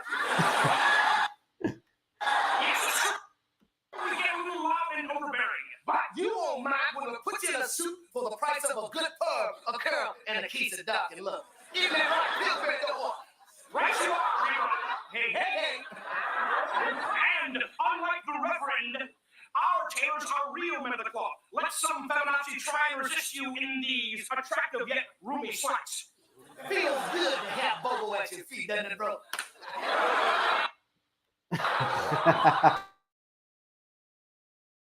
Now, take a look at this tiny, specially designed on talent at only $149.99 and only $149.99. Even you lazy welfare. He knows that wears a hood with that. He knows that wears a hood.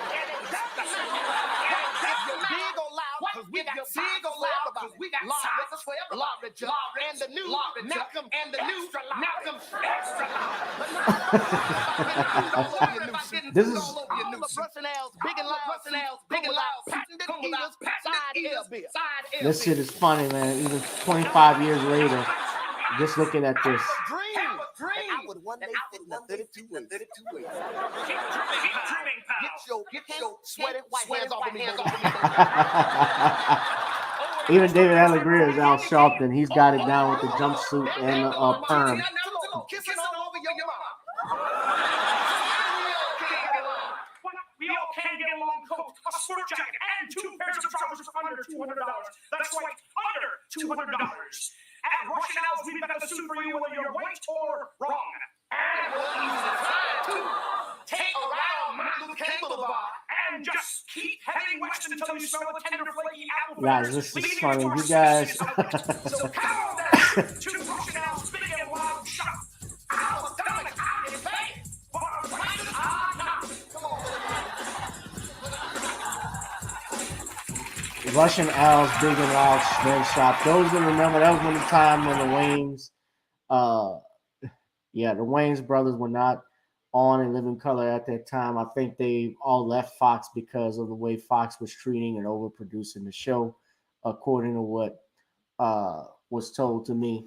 But but in reality, and that's all fun and dandy, but Rush Limbaugh, again, and I remember this as a kid. My father used to listen to WWL radio and WWL TV, or WWL radio, and Rush Limbaugh used to come on, and he was on 500 different radio channels at once. So he appealed and had a base that was rooted,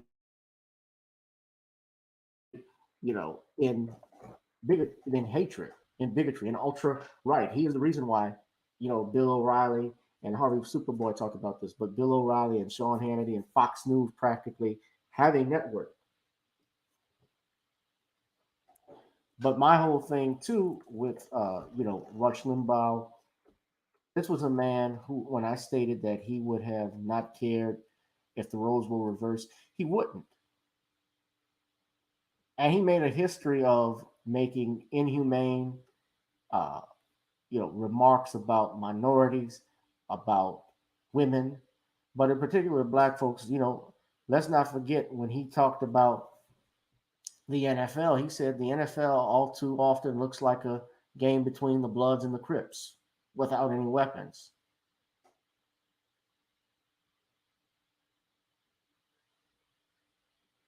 When he was a quote unquote insult radio DJ, and he's not the only one. I mean, shit, Howard Stern has done this. Howard Stern was a shock jock. He used to dress up in blackface and say nigger, nigger, nigger all the time. He actually, but he said that he used a derogatory racial stereotype to characterize a black caller who he could not understand, telling him to take the bone out of his nose, take the bone out of your nose and call me back, and to reportedly expressed guilt over this when recounting it.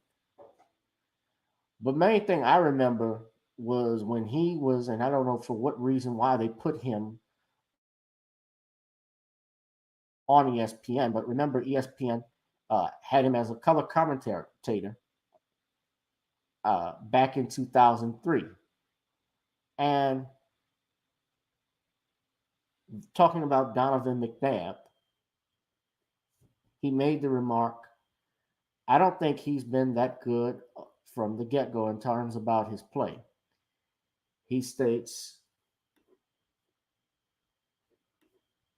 or stated, let me just add, you guys can't see the, I'm trying to show different, but he stated here, and I quote, I don't think he's been that good from the get-go. I think what we've had here is a little social concern in the NFL. I think the media has been very desirous that a black quarterback do well. They're interested in black coaches and black quarterbacks doing well. I think there's a little hope invested in McNabb, and he got a lot of credit for the performance of his team that he really didn't deserve. The defense carried this team, and he got criticized for it.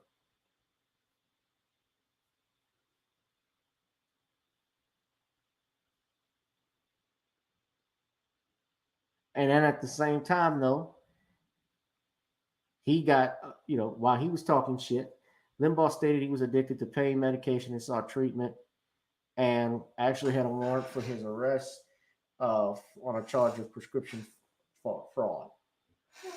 Now, he has made remarks about several people, including Eric Garner. He said a quote that was said by him was supposedly that I can breathe because I obey the law. This man has had a history of saying racial shit, of racist shit.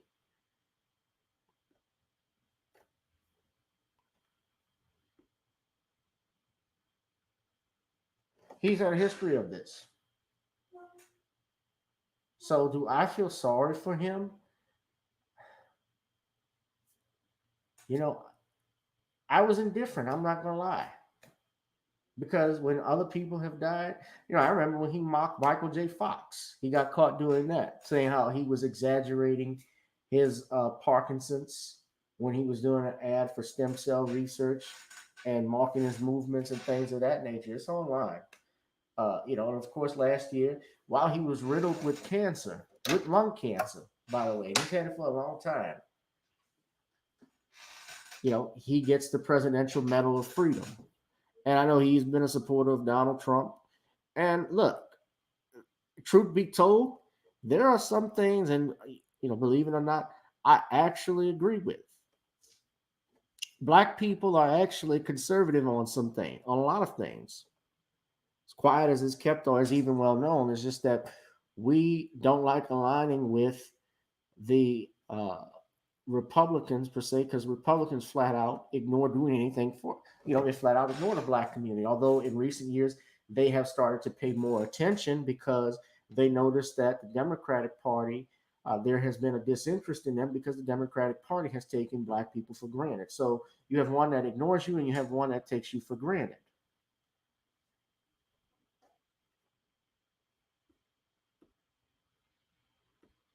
You know, Biden, like I said, he's not going to do specifically anything for black people. But then again, Trump, you know, he was offering some tangibles. That's when he had the Presidential Medal of Freedom.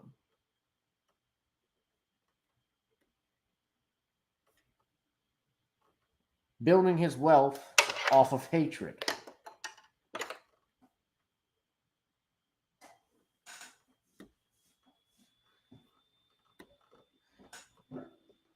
Well, you know, I thought McNabb. Look, I just remember that Super Bowl. McNabb was, I thought McNabb was shitty in that one, and that really told me that his time in Philadelphia was running out, and he had to go because, in part, he was slow.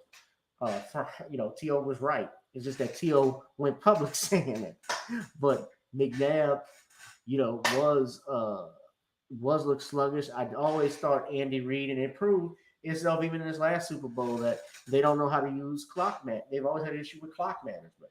If you're down 10 points in a Super Bowl or 7 points, be that as it may, you know, you don't take up in the fourth quarter. You take up as little time as you can, and you know you should always have your next play ready. The quarterback, who's the captain of the team, you guys go over your 2-minute warning plan when you're trying to drive down the field, quick to get a quick strike or score.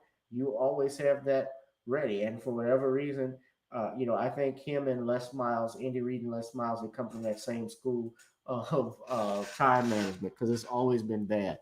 But you know, Rosalind, you said Howard Stern is an abomination. Howard Stern, no, and here's the thing, because this is a positive thing, though, too, about Rush Limbaugh, is that he let a lot of people know where those who we thought we were good with and cool, where they stand. There are people that praise Rush Limbaugh now. You know, he is a multi-millionaire. He's worth $700 million. $500-600 million, all built off of be it hatred and hating the worst in yourself. But there were people out there that liked this man. See, I have no problem with people who are Republican. I have no problem with conservatives because there are Republicans I know who I'm real cool with. And honestly, I'm an independent myself. There are things I voted for Democrat, I voted for Republican. It depends on my vote is for sale. And voting should always be like a business. And there are people in the world, let's talk about conservative issues. There are people who don't believe in abortion. I don't. I don't believe in, you know, LGBTQ marriage, gay marriage. I believe marriage should be between a man and a woman. It's legal now in this country, of course, but, you know, I think eventually there's going to be a conflict, and there's a conflict has already happened with those who disagree with it. And people who practice that in their faith, they are already being persecuted in some ways. They are in that they're facing either sanctions and fines by the government. I know several adoption agencies in this state, Catholic adoption agencies, have had to close their doors because, and across the country, because by law, the states recognize gay marriage. And if they want to put a gay couple with a kid from out of the Catholic adoption agency, the Catholic adoption agency has had to obey, or they risk losing their business. So they decided we will close the adoption agencies. And I think that's wrong. But, and even with this illegal immigration thing, I'm not a fan. I'm not a fan of that either. I think this is ridiculous that we're having, that this president wants to dedicate his entire presidency on granting 11 million immigrants, undocumented illegals, amnesty, giving them citizenship, even giving them benefits. In some states, I read, I think it was, I don't want to get the state wrong, but I read that they had approved college tuition for illegal immigrants. Excuse me?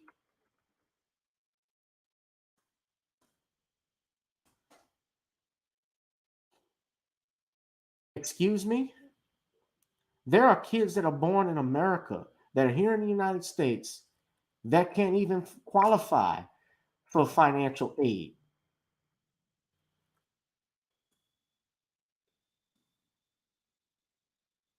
How is it that illegal immigrants can get that?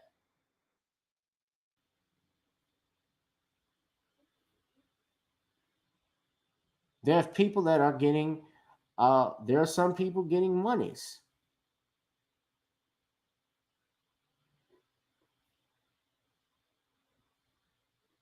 That come over here. So I have issues with all of that. But, Rush Limbaugh, I don't wish death on anybody, but I'm not going to celebrate this man's life either. That's just the way I look at it. He built his life on hate. And what you do in your life, what you do in your life ultimately, good or bad, people will talk about you. People will talk about you. When you do good things, people will praise you. When you do bad things, people will demonize you. I'm not going to sit here and say I gloat over his passing, but I'm not going to celebrate this man because he does not deserve to be celebrated, in my humble opinion. Now, I'll finish with that. I wanted to do a video on it, but Harvey Super Bowl did a video on this. But this man, he built a career on racism.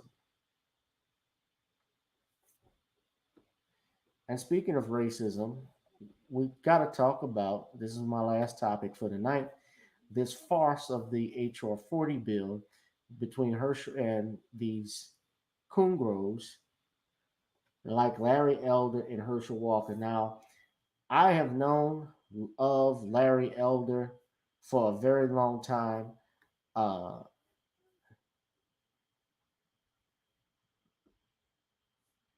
Like Deion Cole said, I want y'all to look at Larry Elder, okay? Deion Cole even said this: never trust a Negro without a mustache. Wear your stash, nigga. Wear your stash. Okay, this is an agent. Larry Elder, as long as I have known, because I remember when he had his television show, it didn't last long, thank God. And this is on a conservative website that I'm reading this, apparently. But he has been known to speak out and say derogatory things against his own people. He did it with the Capitol riots recently, where he tried to say that the media would have, if this were black people out there, that the media would have been, portraying it in a positive light. They wouldn't have said anything negative. It wasn't as far, what they did with the white folks wasn't bad as compared to what they would do with black people. That's nonsense. The police officers aren't doing that. This is the same fool.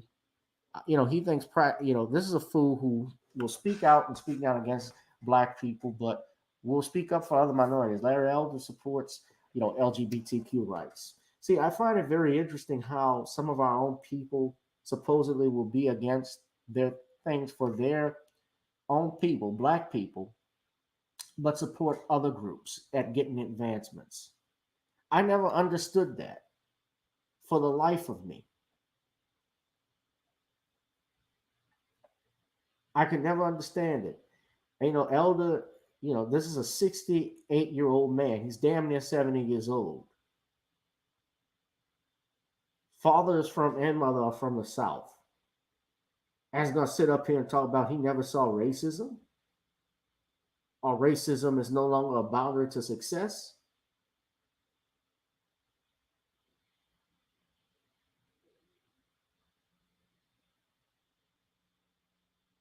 There's a reason why they bring Negroes like him and Herschel Walker on. I don't even want to play the video, but we'll just play it briefly. But Sheila Jackson Lee, and I have my criticism. Mr. Elder. I have my criticisms of Sheila Jackson Lee. This bill, let me just. The Larry Elder Show. Yeah, I remember. Yeah. Look, there's a reason why they put him on television. No, but Boss of Queenie, they put him on television because they know he's going to talk down on blacks. Same thing with Herschel Walker. And I don't even think I don't know if Herschel is even worth talking about because he was stumbling and fumbling all over his words. I felt sorry for him. I was like, call Hooked on Phonics.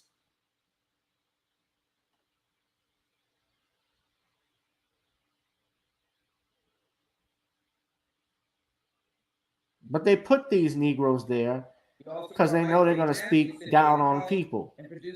And they talk and destroy and talk about Herschel Walker and Larry Elder destroy argument. The reason why I call this a farce, I don't even want to play Sheila Jackson Lee. I don't know if I want to play the video. Is a farce because they did not bring any economists out there who could talk eloquently about reparations, nor anybody that have done, worked in social programs, like a Dr. Claude Anderson, who had been involved in politics for over 50 years, advocated for reparations, gave the basis for it. Not even talking to someone like Dr. Boyce Watkins, who has expertise as an economist and a finance professor, that they can explain why reparations could be given to Black people.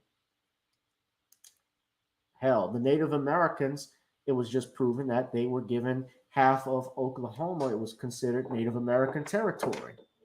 I'm going to play a small snippet of this, but I have other issues with Sheila Jackson Lee. But H.R. 40 was based off of a bill introduced by John Conyers, and now Sheila Jackson is pushing it through. Is doing a study. This is actually a study on the argument for reparations at this congressional hearing, and it is not pushing. It is not necessarily saying that Black people are going to get reparations. They're doing a quote unquote study, though they have had this information for years. I'll just play this a little bit briefly. And his BA from Brown University. Who cares? You're recognized for 5 minutes. Congresswoman Lee, thank you very much for having me. I really appreciate it. I am the executive producer of a documentary that came out June 19 last year called Uncle Tom, An Oral History of the Black Hi, Larry. And as Congresswoman Lee pointed out, Black people are a race of overcomers.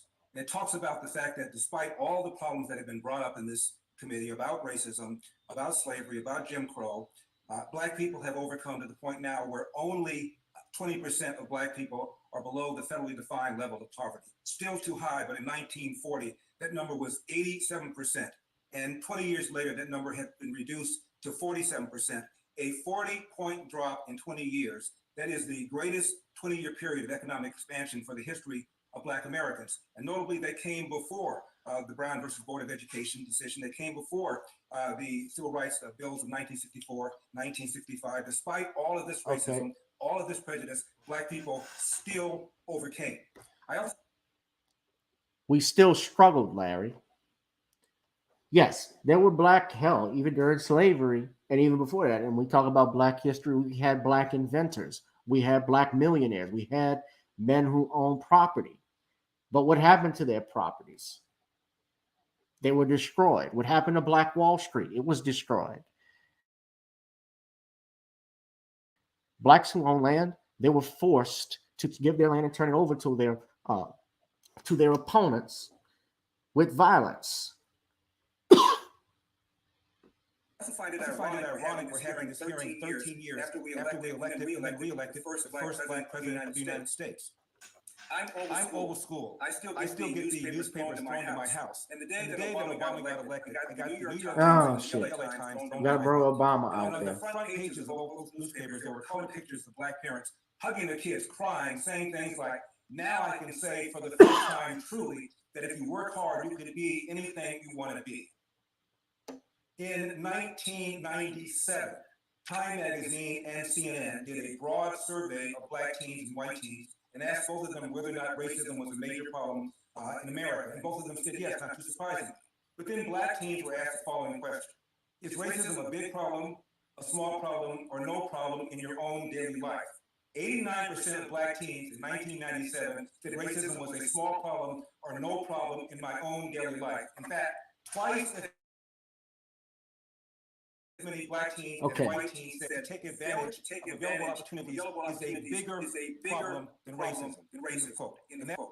Okay, first off, let me deal with this. He says and talks about how the poverty, the first thing he said when he talked about the poverty gap closing. This is from the Washington Post. The Black-white economic divide is as wide as it's been in 1968. 14 charts show how deep the economic gap is and how little has changed in decades. The average in 1968, a typical middle-class Black household had $6,674 in wealth compared with $70,786 for the typical middle class white household. And in 2016, the numbers had not changed. The median middle class black household had $13,024 compared to $149,703 for the median white household. That is an even larger gap in percentage terms. The historical data revealed that no progress has been made in reducing income and wealth inequalities between black and white households over the past 70 years. Yes, in terms when you talk about black people living in poverty and so forth, if you're looking at it in terms of poverty, here's the problem: when you give these facts, Larry, you half-ass it. Number one, yes, it is true that while the poverty aspect in blacks have actually grown, especially in terms of economic ownership, there are still adverse issues that black people deal with in regards to, for instance, business loans. They face discriminatory practices from banking. They face it also in housing as well, with also purchasing and getting land grants. These are things that are documented, but you leave this information out because it does not fit your agenda. This whole study, you're right, Dark Gable. What's up, man? I haven't seen you in a while. Dr. Anderson was not on this, and they put Negroes like Herschel Walker on here. Now he's going to. Again, it was 23 years ago before Obama got elected, let alone reelected. Speaking of Obama, 2007, he ran for presidency. His rival for the Democratic side was Hillary Clinton, and on the Republican side, he's going to use Obama as the reason why black people. I'm going to tell you this too. When Barack Obama got elected, this is argument that white people made, that this was our form of reparations. And remember back in Florida when this man was running for mayor, and he told the black people in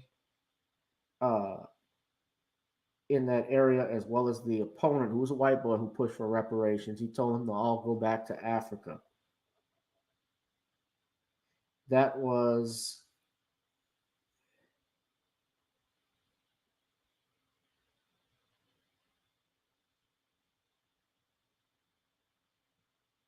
Paul Konjimi.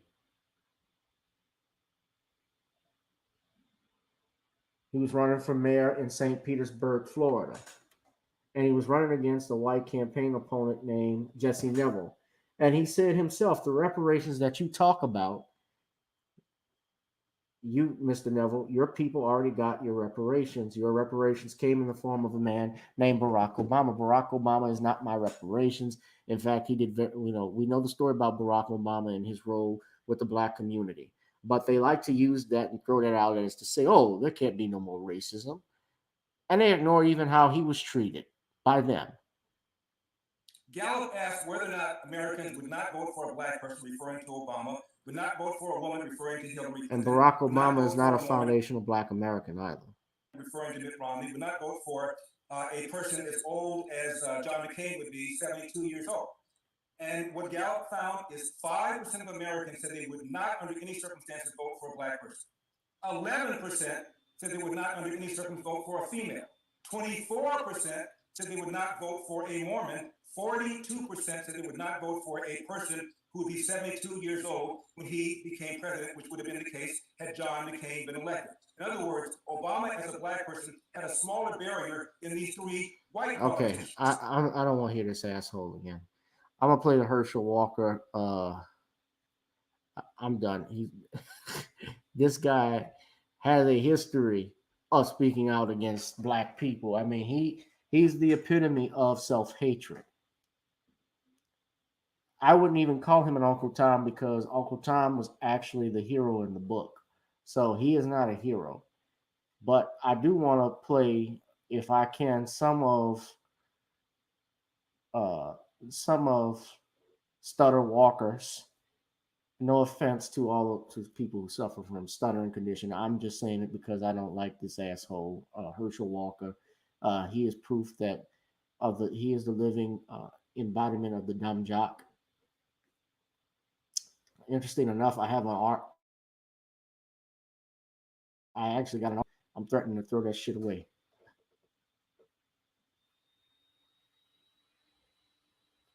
I mean, Herschel he was stumbling all over his words. He didn't even know what the hell he was.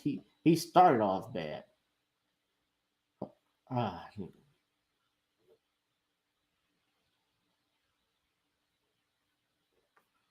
Let me just play this right quick. Hold on, y'all. This is the last one. I promise. I thank you for this opportunity to speak on reparation, which has been spoken about many times over my lifetime. Over the past years, I'm a hot topic. I asked the question why. There's been many surveys show that a large percentage of black and white teens will say racism is better today than yesterday. We use black racism is better. White guilt. My approach is biblical. How can I ask my heavenly Father to forgive me if I can't forgive my brother? Let me stop right there. Okay. Contrary to popular opinion, forgiveness does not mean no punishment. Even in the Bible, if you read the Bible, God forgave the Israelites for worshiping the golden calf. I don't believe he was reading from a script, Rosalind, but he was still messing up his words. They could have gotten somebody else. They would have done better, honestly, if they had Jesse Lee Peterson. They could have gotten a pastor, not a damn athlete. But even in the Bible, yeah, God forced the Israelites to wander the desert for 40 years until that older generation died off.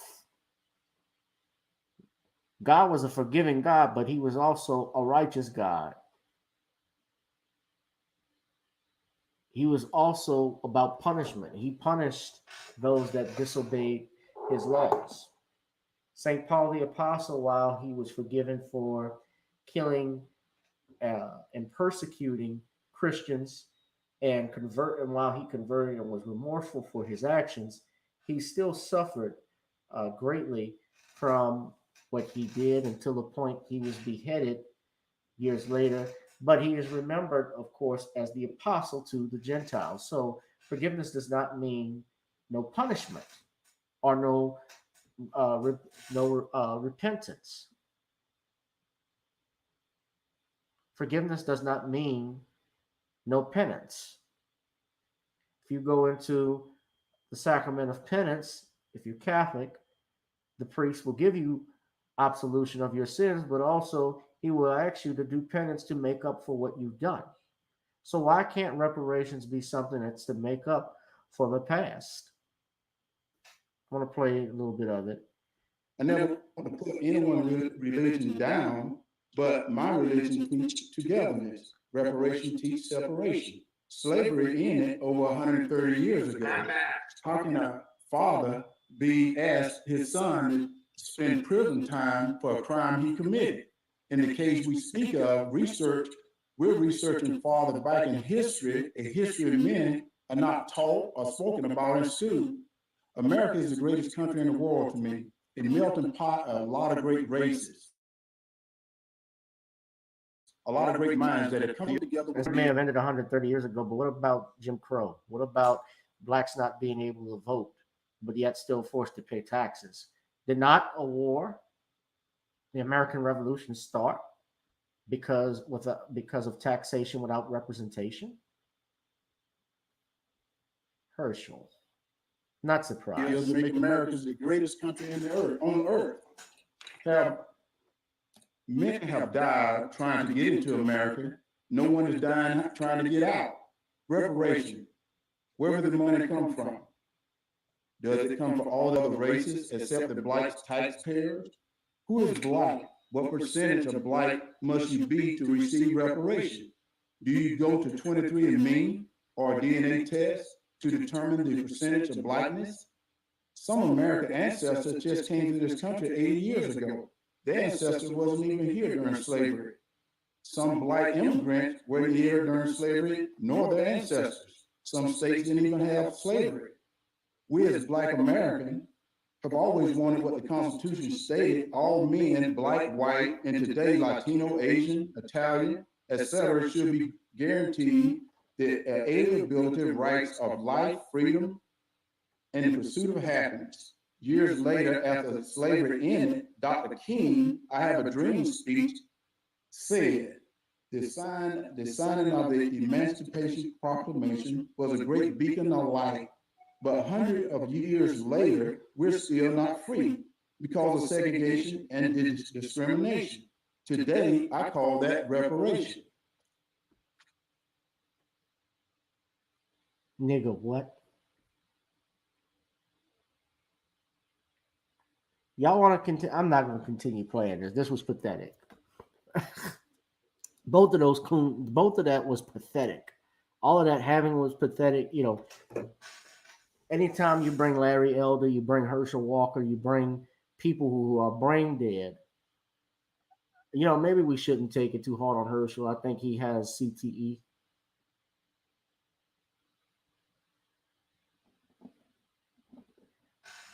But that was pathetic. So I say this to say, if they're serious about reparations, if they're serious about it, which I don't think they are,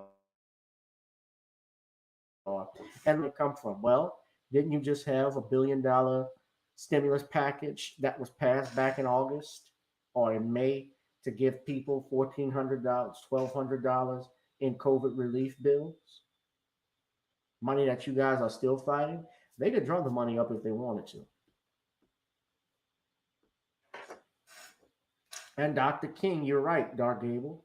Dr. King was talking about reparations. They want to try out Dr. King only about we shall overcome. They don't want to talk about Dr. King, and I was speaking about that earlier in regards to his assassination, who was espousing for reparations and economic justice. Dr. King was getting it in. And you look at some of his old clips, he sounded just like Malcolm X. So, you know, he was changing. And that's why they had to pull the trigger on him, just like they did Malcolm and like they did Fred Hampton and many others who, even if people you don't hear about, people you don't know about, these police shootings, think about it back then. You know, if the conspiracy goes all the way up with the NYPD, with lower level with the NYPD, I think of the people who were not, you know, obviously not international known as Malcolm, but were still shot and killed by the police department. You know, Mark Clark being killed in that house with Fred Hampton as well. I feel for his family. But your Herschel Walker and your Larry Elvis, these are two bootlicks whose whole career has been defined, and especially in later years for Herschel Walker, as self-hatred. And Larry Elder's made his career on self-hate, on hating Black people and speaking down against them. So the best thing to do with these men, every time they speak, is to don't listen to their radio shows. Well, Larry Elder's show, he's out in Los Angeles, so I wouldn't listen to his shit anyway. Don't buy any books. Don't support these fools. You know, they have a talk base and so forth, but we do it right now here where we have a talk base. We are the new Black media. We're going to speak out on stuff like this. And we need to call out even our congressional leaders for having these two fools to come on and speak. Granted, yes, I know about freedom of speech and people have the right to say what they want. But if you're going to be serious about reparations, you need to have people who know what they're talking about, who know about money. And if you're serious, which I don't think they are. So this whole thing, as I said, and what I had categorized it, was a farce with these two individuals. And I think that we all should pay very close attention, because if they continue with things like this, remember last year they did the same thing where they had a congressional hearing and it resulted in the same circumstances. These two, well, not Larry Elder and Herschel Walker, but you had, I believe it was Ta-Nehisi Coates and Danny Glover and a few others come talk about reparations. If you're not serious about it, Congress, then don't bring these fools on. Don't bring these celebrities. They do not represent us. Call on New Black Media. Call on myself. Call on Tariq Nasheed. Call on Dr. Claude Anderson. Call Brother Rizza Islam. I know they don't want Rizza, but call on Boyce Watkins, somebody with an economic background. people that know what they're talking about.